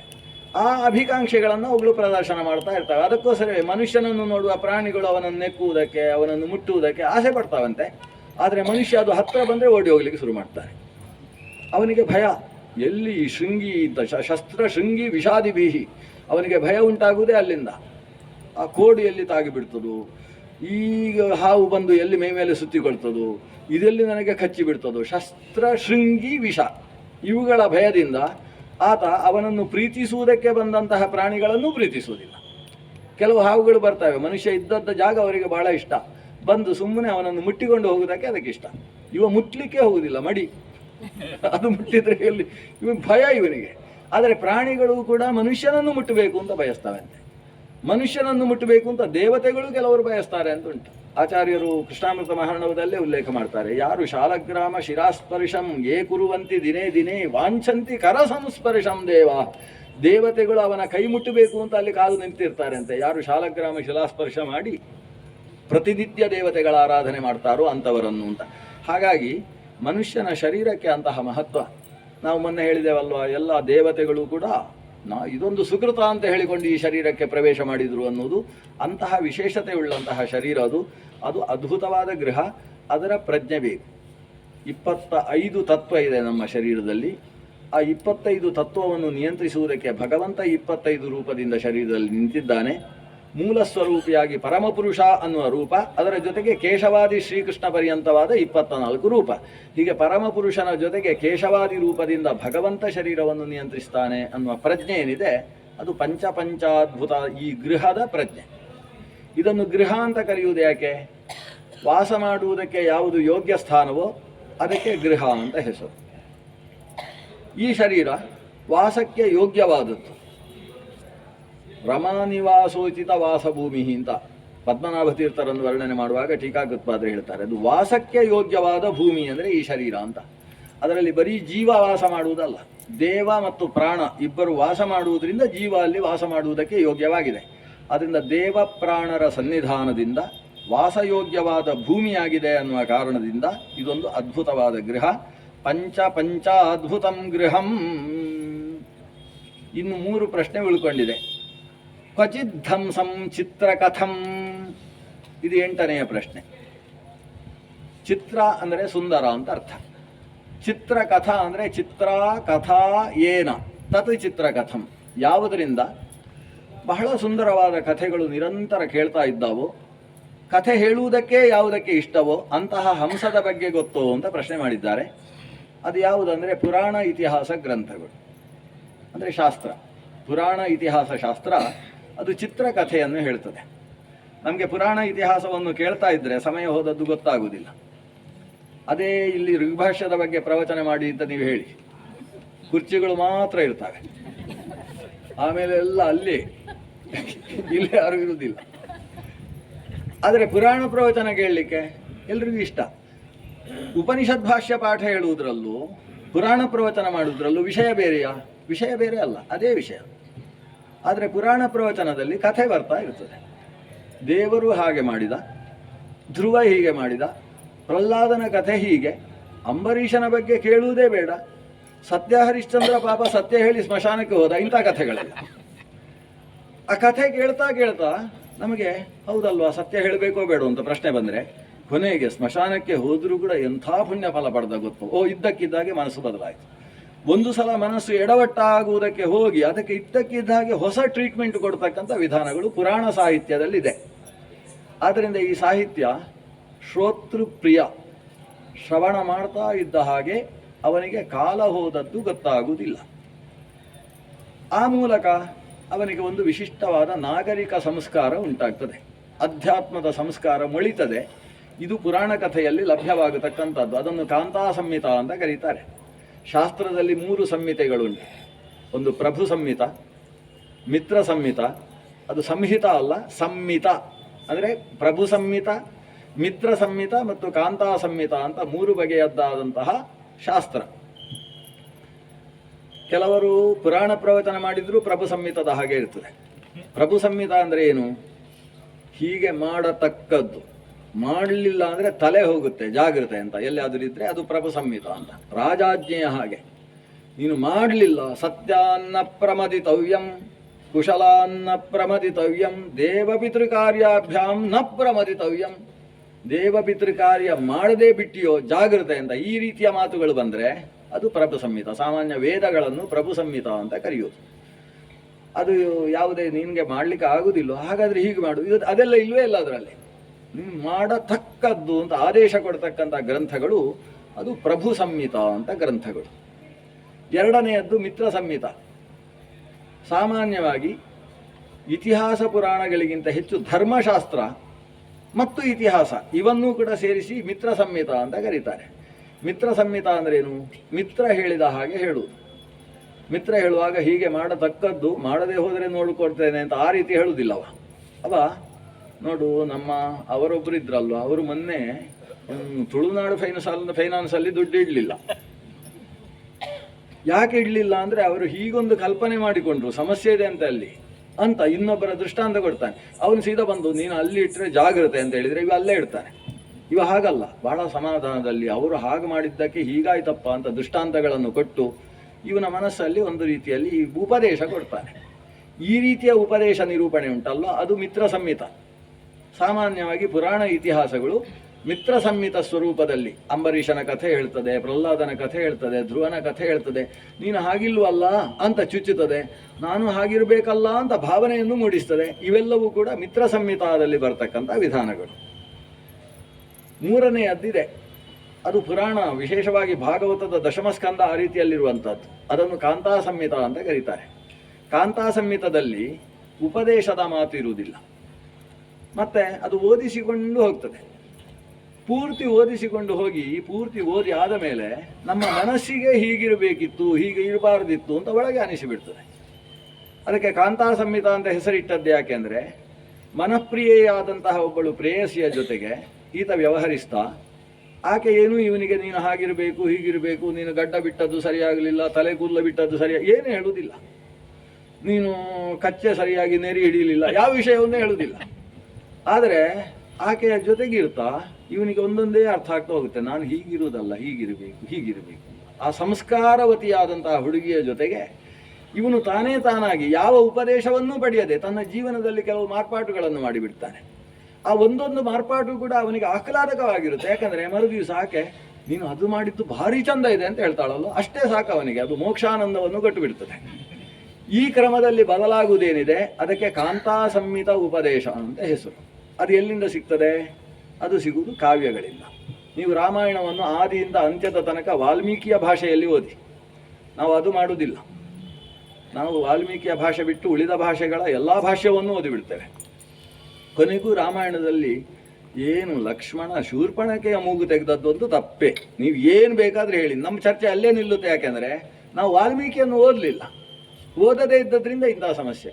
ಅಲ್ಲ, ರಾಮನಿಗೆ ಯಾಕೆ ಹೆಣ್ಣುಗಳನ್ನು ಕಂಡ್ರೆ ಆಗುವುದಿಲ್ಲ ಅಂತ ಕೆಲವರ ಗಲಾಟೆ. ಸೀತೆಯನ್ನು ಒಬ್ಬಳನ್ನೇ ಮದುವೆ ಆದದ್ದ, ಒಬ್ಬಳನ್ನೇ ಮದುವೆ ಆದಮೇಲೆ ಅವಳನ್ನು ಕೂಡ ಕಾಡಿಗೆ ಕಳಿಸಿದ್ನ ಕೊನೆಗೆ. ಹೀಗೆ ಮಾಡುವುದ, ಸ್ತ್ರೀ ದ್ವೇಷಿ ಅಲ್ವ ಇವ ಅಂತ ರಾಮನ ಮೇಲೆ ಆಕ್ಷೇಪ. ಯಾಕೆ? ನಾವು ವಾಲ್ಮೀಕಿಯನ್ನು ಓದುವುದಿಲ್ಲ. ಏನು ನಡೆದಿತ್ತು ಆ ಘಟನೆಯನ್ನು ಹಾಗೇ ನಿರೂಪಣೆ ಮಾಡ್ತಕ್ಕಂಥ ವಾಲ್ಮೀಕಿಗಳನ್ನು ಓದ್ತಾ ಹೋದರೆ ಇಡೀ ಓದಿಸಿಕೊಂಡು ಹೋಗ್ತದೆ. ನಿಲ್ಲಿಸಲಿಕ್ಕೆ ಮನಸ್ಸು ಬರುವುದಿಲ್ಲ. ಮಧ್ಯದಲ್ಲಿ ಊಟಕ್ಕೋಸ್ಕರ ಅಮ್ಮ ಕರೆದರೂ ಕೂಡ ಅಮ್ಮ ಒಂದು 10 ನಿಮಿಷ ಈ ಘಟ್ಟವನ್ನು ಮುಗಿಸಿ ಬರ್ತೇನೆ ಅಂತ ಅಷ್ಟು ಎಳಿತದೆ. ಅದು ಕಾಂತಾ ಸಂಹಿತ ಅಂದರೆ ಹಾಗೆ ಎಳ್ಕೊಂಡು ಒಳಗೆ ತುಂಬಿಸಿಕೊಳ್ತದೆ. ಮುಂದಕ್ಕೆ ಹೋಗ್ತಾ ಹೋಗ್ತಾ ಓದಿ ಆದ ಮೇಲೆ ಪುಸ್ತಕ ಮಡಿಚಿಡ್ತಾನೆ. ಮಡಿಚಿಟ್ಟು ರಾಮಾದಿವತ್ ಪ್ರವರ್ತಿತವ್ಯಂ ನ ರಾವಣಾದಿವತ್. ನಾನು ಬದುಕುವುದಾದರೆ ಈ ರಾಮ, ಭರತ, ಸುಗ್ರೀವ ಇವರ ಹಾಗೆ ಬದುಕಬೇಕು. ಯಾವತ್ತೂ ರಾವಣ, ಕುಂಭಕರ್ಣ ಅಂಥವರ ಹಾಗೆ ಬದುಕುವುದಲ್ಲ ನಾವು ಅಂತ ಅವನಿಗೆ ಒಳಗೆ ಜ್ಞಾನ ಬರ್ತದಲ್ಲ. ಎಲ್ಲಿಯಾದರೂ ಹೇಳಿದರೆ ವಾಲ್ಮೀಕಿಗಳು, ನೋಡು ರಾಮ ಹೀಗಿದ್ದ, ನೀನು ಹೀಗಿರತಕ್ಕದ್ದು ಎಲ್ಲಿಯಾದರೂ ಉಂಟಾ? ಎಲ್ಲೂ ಇಲ್ಲ. ಕಥೆ ಹೇಳ್ತಾ ಹೋದದ್ದಷ್ಟೇ. ನಾವು ಅದಕ್ಕೆ ನಮ್ಮನ್ನು ನಾವು ಒಪ್ಪಿಸಿಕೊಂಡು ಊರನ್ನು ಮರೆತು ಅದರಲ್ಲಿ ತಲ್ಲೀನರಾಗಿ ತಾದಾತ್ಮ್ಯವನ್ನು ಅನುಭವಿಸಿದ್ವಿ. ಕೊನೆ ಹಂತದಲ್ಲಿ ಹೀಗಿರಬೇಕು ಅಂತ ನಿರ್ಧಾರಕ್ಕೆ ಬರ್ತೇವಲ್ವಾ.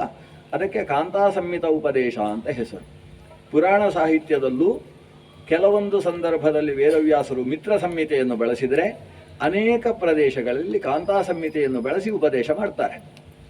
ನಮ್ಮ ವಿದ್ಯಾಮಾನ್ಯ ತೀರ್ಥರು ಹೇಳ್ತಾ ಇದ್ರು, ನಾವು ಉಪನ್ಯಾಸ ಮಾಡಿದರೆ ಪ್ರಭು ಸಂಹಿತ, ನಮ್ಮ ಪೇಜಾವರ ಸ್ವಾಮಿಗಳು ಉಪನ್ಯಾಸ ಮಾಡಿದರೆ ಅದು ಕಾಂತಾ ಸಂಹಿತ ಅಂತ ಉಪನ್ಯಾಸದಲ್ಲಿ ಹೇಳ್ತಿದ್ರು. ಆಮೇಲೆ ಮತ್ತೊಂದು ಸೇರಿಸ್ತಾ ಇದ್ರು, ಇಲ್ಲ ನಮ್ಮ ಪೇಜಾವರ ಸ್ವಾಮಿಗಳ ಉಪನ್ಯಾಸ ಅದು ಕಾಂತಾ ಸಂಹಿತ ಅಲ್ಲ, ಅದು ಮಾತೃ ಸಂಹಿತ ಅಂತ ಅವ್ರದ್ದು ಹೊಸ್ತು. ಅಮ್ಮ ಮಗುವಿಗೆ ಹೇಳಿದ ಹಾಗೆ ಹೇಳ್ತಾರೆ ಅವರು ಅಂತ. ಅವರು ಮಾತೃ ಸಂಹಿತ ಅನ್ನೋ ಹೊಸ ಸಂಹಿತೆಯನ್ನು ಹುಟ್ಟು ಹಾಕಿದವರೇ ವಿದ್ಯಾಮಾನ್ಯ ತೀರ್ಥ ಶ್ರೀಪಾದರು. ಯಾಕಂದ್ರೆ ಅದಕ್ಕಿಂತ ಹಿಂದೆ ಅದು ಇರಲಿಲ್ಲ, ಅವರದೇ ಹೊಸ ಕೊಡುಗೆ. ಪಂಚಾದ್ಭುತಂ ಗೃಹಂ, 25ರಿಂದ ಅದ್ಭುತವಾದಂತಹ ಈ ಗೃಹ ಇದು. ಕ್ವಚಿದ್ಧಂಸಂ ಚಿತ್ರಕಥಂ. ಚಿತ್ರ ಅಂದರೆ ಮನಸ್ಸಿಗೆ ಹಿತವಾಗುವ ಹಾಗೆ ತನ್ನಲ್ಲಿ ತನ್ನನ್ನು ಸೇರಿಸಿಕೊಂಡು ಕಥೆ ಹೇಳುವುದರ ಮೂಲಕ ಮನಸ್ಸನ್ನು ತಿದ್ದುತಕ್ಕಂತಹ ಹಂಸ. ಹಂಸ ಅಂತ ಯಾಕೆ ಕರೆದದ್ದು ಈ ಪುರಾಣವನ್ನು? ಹಂಸ ಶುದ್ಧ, ಹಂಸತೀರ್ಥ ಅಂತ ಹೆಸರು ಪುರಾಣ ಸಾಹಿತ್ಯಕ್ಕೆ. 2 ತೀರ್ಥ ಇರ್ತದಂತೆ, ಹಂಸತೀರ್ಥ, ವಾಯಸತೀರ್ಥ ಅಂತ. ವಾಯಸತೀರ್ಥ ಅಂದರೂ ಕಾಕತೀರ್ಥ ಅಂದರೂ ಒಂದೇ. ತದ್ವಾಯಸಂ ತೀರ್ಥ ಮುಷಂತಿ ವಾಯಸಾಹ ಭಾಗವತದ ಆರಂಭದಲ್ಲಿ ಬರ್ತದೆ. ಅದು ವಾಯಸತೀರ್ಥ. ವಾಯಸತೀರ್ಥ ಅಂದರೆ ಯಾವುದು? ಯಾವ ಶಾಸ್ತ್ರವನ್ನು ಸದ್ಗೃಹಸ್ಥ ಓದುವುದಕ್ಕಾಗುವುದಿಲ್ವೋ, ಸನ್ಯಾಸಿಗಳು ಅದನ್ನು ಮುಟ್ಟಿದರೆ ಸ್ನಾನ ಮಾಡಿ ಬರಬೇಕು ಅಂತಹ ಸಾಹಿತ್ಯಗಳುಂಟಲ್ಲ. ಇವತ್ತಿನ ಕೆಲವು ಪತ್ತೇದಾರಿ ಕಾದಂಬರಿಗಳು, ಮತ್ತೊಂದು ಯದ್ವತದ್ವ ಕಾದಂಬರಿಗಳು ಬರ್ತಾವಲ್ವ, ಅಂಥದ್ದನ್ನು ವಾಯಸತೀರ್ಥ ಅಂತ ಕರೀತಾರೆ. ಅದು ಕಾಕತೀರ್ಥ. ಸುಮ್ಮನೆ ಟೈಮ್ ಪಾಸ್ ಮಾಡುವುದಕ್ಕೋಸ್ಕರ ಏನೋ ಕೂತು ಮನಸ್ಸು ಹಾಳು ಮಾಡಿಕೊಳ್ತಾರೆ. ಅಂತಹ ಲೇಖನಗಳಿಂದ ತುಂಬಿದಂತಹ ಮಾತುಗಳಿಗೆ ವಾಯಸತೀರ್ಥಗಳು ಅಂತ ಹೆಸರು. ಇದು ಇತಿಹಾಸದಲ್ಲೂ ಬಂದಿದೆ. ಕಾಳಿದಾಸನು ಕೂಡ ಋತು ಸಂಹಾರ ಅಂತ ಒಂದು ನಾಟಕ ಬರೀತಾರೆ, ಒಂದು ಕಾವ್ಯ, ಅದು ಖಂಡ ಕಾವ್ಯ, ಋತು ಸಂಹಾರ ಅಂತ ಹೆಸರು. ಋತು ಸಂಹಾರದಲ್ಲಿ ಇರುವುದೇನು ಅಂತೇಳಿದರೆ ಶೃಂಗಾರದ ವರ್ಣನೆ. ಆರಂಭದಿಂದ ಹಿಡಿದು ಕೊನೆಯ ತನಕ, ಒಂದು ಶರೀರದಿಂದ ಪಾದದಿಂದ ಶಿರಸ್ಸಿನ ತನಕ ವರ್ಣನೆ ಮಾಡ್ತಾನೆ. ಯುವಕರ ಮನಸ್ಸನ್ನು ಹಾಳು ಮಾಡಿ ಹಾಕ್ತಾನೆ ಅಂತ ಕಾವ್ಯ. ಅವನು ಯುವಕನಾಗಿದ್ದಾಗ ಬರೆದದ್ದು ಅಂತ ಹೇಳ್ಕೊಳ್ತಾನೆ ಕೊನೆಗೆ. ಆದ್ದರಿಂದ ಯುವಕರಿಗೆ ಮಾತ್ರ ಅಂತ ಬರೆದಾಕ್ತಾನೆ ಕೊನೆಗೆ. ಇಂಥ ಕಾವ್ಯಗಳೇನುಂಟು ಅವುಗಳನ್ನು ವಾಯಸತೀರ್ಥ ಅಂತ ಕರೆಯುವುದು. ವಾಯಸ ಅಂದರೆ ಏನು? ವಯಸ್ಸು ಹಾಳು ಮಾಡುವಂಥದ್ದೊಂದು. ವಾಯಸ ಅಂದರೆ ಅಷ್ಟೇ, ವಯಸ್ಸನ್ನು ಹಾಳು ಮಾಡ್ತಕ್ಕಂಥ ತೀರ್ಥ. ಇನ್ನು ಹಂಸತೀರ್ಥ ಅಂತ ಹೇಳಿದರೆ ಅದು ಮನಸ್ಸನ್ನು ಪಕ್ವಗೊಳಿಸತಕ್ಕಂತಹ ತೀರ್ಥ. ಪುರಾಣ ಇತಿಹಾಸಗಳು ಹಂಸತೀರ್ಥ. ಹಂಸ ಅಂದರೆ ಸನ್ಯಾಸಿಗಳು, ಸನ್ಯಾಸಿಗಳೂ ಓದಬಹುದಾದ ತೀರ್ಥ. ಕ್ವಚಿದ್ಧಂಸಂ ಚಿತ್ರಕಥಂ. 9ನೆಯ ಪ್ರಶ್ನೆ ಯಾವುದು? ಕ್ಷುರಾಂತಂಚ ಸ್ವಯಂ ಭ್ರಮಿಂ. ತಾನಾಗಿಯೇ ಸುತ್ತತಕ್ಕಂತಹ ಕತ್ತಿನ ಅಲಗಿನಂತಹ ಚಕ್ರ ಅದು ಗೊತ್ತೋ ಅಂತ ಕೇಳಿದ್ದ. ಅದು ಯಾವುದು ಅಂದರೆ ಕಾಲಚಕ್ರ ಅಂತ ಅದಕ್ಕೆ ಉತ್ತರ. ಕಾಲದ ಬಗ್ಗೆ ಮನುಷ್ಯನಿಗೆ ಜ್ಞಾನ ಬೇಕು.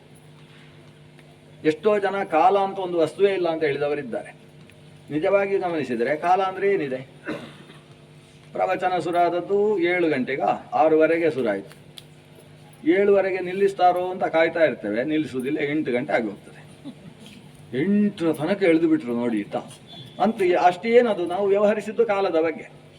ಆದರೆ ಕಾಲ ಅನ್ನುವ ಶಬ್ದವನ್ನು ಮಾತ್ರ ಬಳಸುವುದಿಲ್ಲ. ಸರಿ, ಕಾಲ ಅನ್ನುವುದು ಇಲ್ಲ. ಆಯಾ ದೇಶ ಕಾಲಗಳಲ್ಲಿ ನಾವು ಹೇಳುವ ವಸ್ತುವೇ ಕಾಲ, ಆ ಕ್ರಿಯೆಯೇ ಕಾಲ ಅನ್ನುವುದು ಒಂದು ವಾದ ಇದೆ. ನಿಜವಾಗಿ ನೋಡಿದರೆ ಹೌದಲ್ವಾ ಅಂತ ಅನಿಸ್ತದೆ. ಈಗ ಸಾಯಂಕಾಲ 7 ಗಂಟೆ ಅಂದರೆ ಏನರ್ಥ? 7 ಗಂಟೆ ಅಂತ ಹೇಳಿದರೆ ಸೂರ್ಯ ಅಸ್ತಮಿಸಿ ಇಷ್ಟು ಕೆಳಗೆ ಬಂದರೆ ಅಥವಾ ಅದು ಕಾಣಿಸೋದಿಲ್ಲ ಅಂತ ಅಂದ್ಕೊಳ್ಳಿ. 7 ಗಂಟೆ ಅಂದರೆ ಏನು ಅಂದರೆ ನಮ್ಮ ಗಡಿಯಾರದಲ್ಲಿ ಆ ದೊಡ್ಡ ಮುಳ್ಳು ಹೀಗೆ ತಿರುಗಿ ಚಿಕ್ಕ ಮುಳ್ಳು ಇಲ್ಲಿ ಬಂದದ್ದು ಅಂದರೆ ಆ ಕ್ರಿಯೆಯನ್ನು ಕಾಲ ಅಂತ ಹೇಳು. ನೀವು ಎಷ್ಟೊತ್ತಿಗೆ ಬಂದ್ರಿ ಇಲ್ಲಿಗೆ?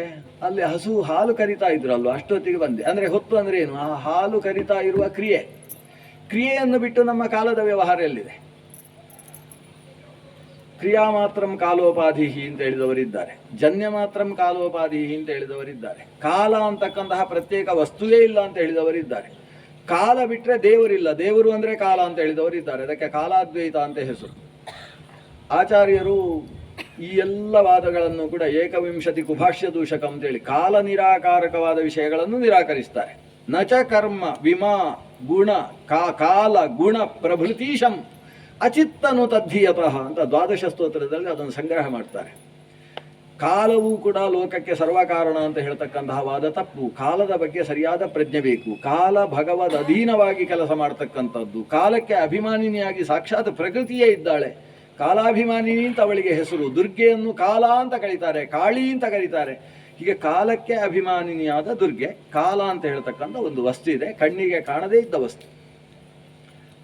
ಆ ಕಾಲ ಅದು ಸುತ್ತುತ್ತಾ ಇರ್ತದೆ, ನಿಲ್ಲದೇ ಇರುವಂತಹದ್ದು ಕಾಲ.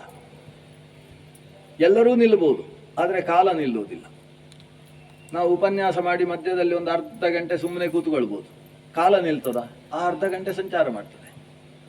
ನಿದ್ದೆ ನಾವು ಮಾಡ್ಬೋದು, ಈ ನಿದ್ದೆಯ ಹೊತ್ತಿಗೆ ಏನಾದದ್ದು ಗೊತ್ತಿಲ್ಲ, ಆದರೆ ಕಾಲ ಮಾತ್ರ ಹೋಗಿರ್ತದೆ. ಸೂರ್ಯ ಅಲ್ಲಿದ್ದವ ಇಲ್ಲಿ ಬಂದಿರ್ತಾನೆ. ಆದರೆ ಕಾಲ ಅನ್ನುವುದು ನಿಲ್ಲದೇ ಇರುವಂತಹದ್ದು, ಅದು ನಿರಂತರ ಸ್ವಯಂ ಭ್ರಮಿಂ ಸುತ್ತುತ್ತಲೇ ಇರತಕ್ಕಂಥದ್ದು. ಜೊತೆಗೆ ಕ್ಷುರಾಂತಂ, ಅದರ ತುದಿ ತುಂಬ ಹರಿತವಾದದ್ದು. ಯಾಕಂದರೆ ಕಾಲ ಹೋಗ್ತಾ ಹೋಗ್ತಾ ಒಂದೊಂದು ಕೆತ್ತುತ್ತಾ ಹೋಗ್ತಾ ಇರ್ತದೆ. ಕಾಲವನ್ನು ವ್ಯವಸ್ಥೆ ಮಾಡುವುದು ಸೂರ್ಯನ ಮೂಲಕ. ಸೂರ್ಯನ ರಥದ ಚಕ್ರಕ್ಕೆ ಕಾಲಚಕ್ರ ಅಂತಲೇ ಹೆಸರು. ಸೂರ್ಯನ ರಥಚಕ್ರದಲ್ಲಿ 24 ಅರಗಳಿದ್ದಾವೆ. ದಪ್ಪದ 12 ಅರಗಳು, ಮಧ್ಯದಲ್ಲಿ ಚಿಕ್ಕ ಚಿಕ್ಕ ಅರಗಳು 12, ಒಟ್ಟು 24 ಅರಗಳು. ಅದನ್ನೇ ಅಶೋಕ ಚಕ್ರದಲ್ಲಿ ಹಾಕಿರುವುದು. 24 ಅರಗಳುಳ್ಳಂತಹ ಚಕ್ರ, ಅದು ಕಾಲಚಕ್ರ. ಅದನ್ನು ಬೌದ್ಧರು ಸ್ವೀಕಾರ ಮಾಡಿದ್ರು, ಜೈನರು ಸ್ವೀಕಾರ ಮಾಡಿದ್ರು. ಆದರೆ ಮೂಲಭೂತವಾಗಿ ನಮ್ಮ ಶಾಸ್ತ್ರದ ಚಕ್ರ ಅದು. ಅದರಲ್ಲಿ ದಪ್ಪದ 12 ಮಹಾ ಅರಗಳೇನಿದ್ದಾವೆ, ಕೋಲುಗಳು, ಅವುಗಳು 12 ರಾಶಿಗಳನ್ನು ಪ್ರತಿನಿಧಿಸ್ತವೆ, ಮೇಷ ವೃಷಭಾದಿ ರಾಶಿಗಳನ್ನು.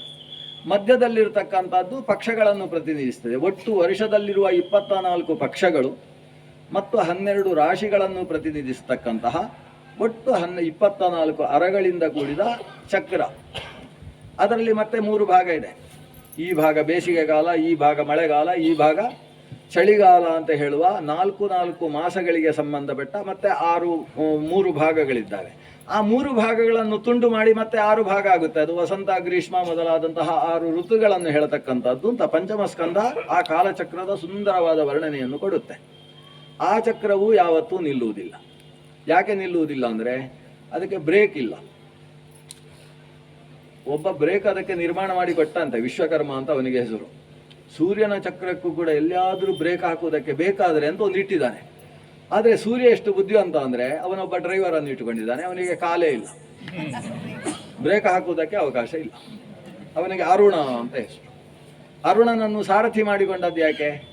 ನನ್ನ ರಥದಲ್ಲಿ ಕಾಲಿದ್ದವರು ಚಕ್ರದಲ್ಲಿ ಕೂತ್ರೆ ಸಮಸ್ಯೆ, ಆಗಾಗ ಬ್ರೇಕ್ ಆಗ್ತಾ ಇರ್ತಾರೆ, ನಮ್ಮ ಚಕ್ರ ಸುತ್ತಾನೇ ಇರಬೇಕು ಅಂತ. ಹೀಗೆ ನಿರಂತರ ಸುತ್ತತಕ್ಕಂತಹ ಕಾಲಚಕ್ರ ಆ ಏಕಚಕ್ರದ ರಥದಲ್ಲಿ, ರಥಮೇಕ ಚಕ್ರಂ ಅಂತ ಋಗ್ವೇದ ಹೇಳ್ತದೆ. ಸಪ್ತಾಶ್ವ ವಹತಿ ಸಪ್ತನಾಮ, ಸಪ್ತ ಅನ್ನುವ ಹೆಸರಿನ ಕುದುರೆಗಳು ಅದನ್ನು ಎತ್ತಿಕೊಂಡು ಹೋಗ್ತಾ ಇದ್ದಾವೆ. ಅಂಥ ರಥದಲ್ಲಿ ಸಾಕ್ತಾ ಇದ್ದಾನೆ ಸೂರ್ಯ ಅಂತ. ಆ ಚಕ್ರ ಇದೆ ಅಲ್ವಾ, ಅದು ಕ್ಷುರಾಂತ.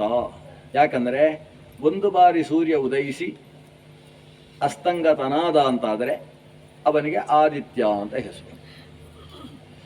ಆಯುರ್ಹರತಿ ವೈಪುಂಸಃ ಅಸ್ತನ್ ಅಸ್ತ ಉದ್ಯನ್ ಅಸ್ತಂಚ ಯನ್ ಅಸೌ. ಉದಯವಾಗುತ್ತಾ ಅಸ್ತಮಿಸಿ ಸಾಗುವಾಗ ಸೂರ್ಯ ಆದಿತ್ಯನಾಗ್ತಾನೆ. ಆದಿತ್ಯ ಅಂದರೆ ಏನು ಅಂದರೆ ಆದಾಯ ಯಾತೀತಿ ಆದಿತ್ಯ, ಕಿತ್ತುಕೊಂಡು ಹೋಗುವವ ಅಂತ ಅರ್ಥ. ಏನನ್ನು ಕಿತ್ತುಕೊಂಡು ಹೋಗ್ತಾನೆ? ಒಂದು ಆಯುಷ್ಯವನ್ನು ಕಿತ್ತುಕೊಂಡು ಹೋಗ್ತಾನೆ. ನಮಗೆ ಮಾತ್ರ ಖುಷಿ, ಅದು ಸನ್ಸೆಟ್ ಅಂತ ಅದನ್ನು ಖುಷಿಯಿಂದ ನೋಡ್ತೇವೆ. ನಮಗೆ ಖುಷಿ ಏನು ಅಂತ ಹೇಳಿದರೆ, ನನಗೆ ನಿನ್ನೆಯ ತನಕ 54 + 4 ಆಗಿತ್ತು, ಇವತ್ತು 54 + 5 ಆಯಿತು ಅಂತ ಖುಷಿ. ಒಂದು ದಿವಸ ಜಾಸ್ತಿ ಆಯಿತು ಅಂತ ಆನಂದ ನಮಗೆ. ಆದರೆ ಜಾಸ್ತಿ ಆಗುವ ಹೊತ್ತಿಗೆ ಕಡಿಮೆ ಆದದರ ಬಗ್ಗೆ ಯೋಚನೆ ಮಾಡದೇ ಇರುವುದು ಮನುಷ್ಯನ ಧರ್ಮ. ಕಡಿಮೆಯಾಗುವುದಕ್ಕೆ ಆಯುಷ್ಯ ಅಂತ ಹೆಸರು, ಜಾಸ್ತಿ ಆಗುವುದಕ್ಕೆ ವಯಸ್ಸು ಅಂತ ಹೆಸರು. ವಯಸ್ಸು ಒಂದು ಜಾಸ್ತಿ ಆದರೆ ಆಯುಸ್ಸು ಒಂದು ಕಡಿಮೆ ಆಗ್ತದೆ. ಇನ್ನು ಉಳಿದದ್ದೇನಿದೆ ಅದು ಆಯುಸ್ಸು, ಇಲ್ಲಿಯ ತನಕ ಏನಾಗಿದೆ ಅದು ವಯಸ್ಸು. ನಾವು ವಯಸ್ಸನ್ನು ನೋಡಿಕೊಂಡು ಖುಷಿ ಪಡ್ತಾ ಇದ್ದೇವೆ. ಖುಷಿ ಪಡುವುದು ಒಳ್ಳೆಯದೇ, ಯಾಕಂದರೆ ಕಷ್ಟ ಯಾಕೆ ಪಡಬೇಕು? ಆಗುವುದು ಆಗಿಯೇ ಆಗ್ತದೆ, ಹೇಗೂ ಕಡಿಮೆ ಆಗುವುದು ಆಗ್ತಾನೆ ಇರ್ತದೆ. ಅದಕ್ಕೋಸ್ಕರ ತಲೆ ಬಿಸಿ ಮಾಡುವುದರಲ್ಲಿ ಅರ್ಥ ಇಲ್ಲ. ಖುಷಿ ಪಡಬೇಕು ಅಂತಲೇ ಆಚಾರ್ಯರು ಹೇಳ್ತಾರೆ, ಜನ್ಮ ನಕ್ಷತ್ರ ಏವ ವಹ ಚತುಶ್ಚತುರ್ಭಿರ್ದೂರ್ವಾಭಿ ಏಕೈಕಾಹುತಿರಿಷ್ಯತೆ. ನಿನಗೆ ವರ್ಷಕ್ಕೊಂದು ಬಾರಿ ಜನ್ಮ ನಕ್ಷತ್ರ ಬಂದಾಗ ಅವತ್ತು ಧನ್ವಂತರಿ ರೂಪಿ ಪರಮಾತ್ಮನನ್ನು ಆಲೋಚನೆ ಮಾಡ್ತಾ ದೂರ್ವಾ ದ್ರವ್ಯದಿಂದ ದೂರ್ವಾ ಹೋಮವನ್ನು ಮಾಡುವಂಥ ಆಚಾರ್ಯರು ಆದೇಶ ಕೊಡ್ತಾರೆ. ಅಷ್ಟೇ ಅಲ್ಲ, ನಿನ್ನ ಸಂಬಂಧಿಗಳಿಗೆಲ್ಲ ಯಥಾಶಕ್ತಿ ಉಡುಗೊರೆಗಳನ್ನು ಕೊಡುವಂಥ. ನೀನು ಉಡುಗೊರೆ ತಗೊಳ್ಳುವುದಲ್ಲ. ಈ ಜನ್ಮ ನಕ್ಷತ್ರದಲ್ಲೆಲ್ಲ ಷಷ್ಠಿ ಪೂರ್ತಿ ಶಾಂತಿ ಮಾಡಿದ್ರು ಅಂದರೆ ಉಡುಗೊರೆ ರಾಶಿ ಬೀಳ್ತದೆ. ಆಚಾರ್ಯರು ಹೇಳುವುದು ಅದನ್ನಲ್ಲ, ನೀನು ಎಲ್ರಿಗೂ ಉಡುಗೊರೆ ಕೊಡು, ದಾನಗಳನ್ನು ಕೊಡು, ಅದು ವಿತರಣೆಗೋಸ್ಕರ ಇರತಕ್ಕಂತಹ ಕಾಲ ಅಂತ ವಿಧಾನ ಮಾಡಿದ್ದಾರೆ. ಆದ್ದರಿಂದ ಈ ಚಕ್ರ ಒಂದು ಸುತ್ತು ಬಂತು ಅಂತಾದರೆ ಒಂದಷ್ಟು ಕೆತ್ತಿಕೊಂಡು ಹೋಗ್ತದೆ. ಕೆತ್ತಿಕೊಂಡು ಹೋಗುವಂಥದ್ದು ಯಾವತ್ತೂ ಕೂಡ ಅತ್ಯಂತ ಹರಿತವಾದದ್ದು ಮಾತ್ರ. ಆದ್ದರಿಂದ ಇದು ಅತ್ಯಂತ ಹರಿತವಾದ ಚಕ್ರ. ಆ ಚಕ್ರವೂ ಕೂಡ ಈ ಮಕ್ಕಳಿಗೆ ಅರ್ಥ ಆಯಿತು. 10,000 ಜನ ಮಕ್ಕಳು ಕೂಡ ಒಂದೊಂದು ಅರ್ಥ ಆದಾಗಲೂ ಚಪ್ಪಾಳೆ ತಟ್ಟಿ ಕುಣಿದು ಕುಪ್ಪಳಿಸ್ತಾರಂತೆ, ನಮಗೆ ಅರ್ಥ ಆಗೋಯ್ತು ಅಂತ. ಈಗ ಕೊನೆಯದ್ದು ಒಂದು ಪ್ರಶ್ನೆ ಉಳಿಯಿತು. ಏನು ಅಂದರೆ, ಅಪ್ಪ ಹೇಳಿದ ಆದೇಶ ಅರ್ಥ ಆಗಿದೆಯಾ ನಿಮಗೆ ಅಂತ ಕೇಳಿದ್ದಾರೆ. ಈಗ ಅಪ್ಪ ಹೇಳಿದ ಆದೇಶ ಅಂದರೆ ಇವರು ಯೋಚನೆ ಮಾಡಿದರು, ನಮ್ಮ ಅಪ್ಪ ದಕ್ಷ ಪ್ರಜಾಪತಿ. ದಕ್ಷ ಪ್ರಜಾಪತಿ ಮತ್ತು ಅಸಿಕ್ನಿ ಇಬ್ಬರಿಗೆ ಒಟ್ಟಿಗೆ ನಾವು ನಮಸ್ಕಾರ ಮಾಡಿದ್ದು. ಆವಾಗ ಅಪ್ಪ ಹೇಳಿದ್ದು, ನೀವು ಪ್ರಜಾಪತಿಗಳ ಸ್ಥಾನವನ್ನು ಅಲಂಕರಿಸಬೇಕಾದವರು, ಸೃಷ್ಟಿ ಮಾಡಬೇಕು, ಸೃಷ್ಟಿ ಮಾಡುವುದಕ್ಕೋಸ್ಕರ ವಿವಾಹ ಮಾಡುವ ಯೋಚನೆ ಮಾಡ್ತಾ ಇದ್ದೇನೆ. ಆದ್ದರಿಂದ ಒಂದು ಸಲ ಊರನ್ನೆಲ್ಲ ಸಂಚಾರ ಮಾಡಿಕೊಂಡು ಬನ್ನಿ, ನಿಮಗೆ ಲೋಕಜ್ಞಾನ ಬಂದ ಮೇಲೆ ಮದುವೆ, ತಿರುಗಾಡಿಕೊಂಡು ಬನ್ನಿ ಅಂತ ಅಪ್ಪ ಆದೇಶ ಕೊಟ್ಟದ್ದು. ಇದು ಬಿಟ್ಟು ದೊಡ್ಡ ವಿಷಯ ಇಲ್ಲ. ಆದರೆ ಅಪ್ಪನ ಆದೇಶ ಅರ್ಥ ಆಗಿಲ್ಲ ಅಂತ ಹೇಳ್ತಾ ಇದ್ದಾರಲ್ವ ಚಿಕ್ಕಪ್ಪ ಅಂತ ಇವರು ಯೋಚನೆ ಮಾಡಿದರು. ಆಗ ಅವರಿಗೆ ಅರ್ಥ ಆಯಿತು, ಅಪ್ಪ ಅಂದರೆ ದಕ್ಷ ಅಲ್ಲ, ಇಲ್ಲಿ ಪಿತುಹು ಆದೇಶ ಅಂತ ಹೇಳಿದರೆ ವೇದದ ಆದೇಶ ಅಂತ ಅರ್ಥ.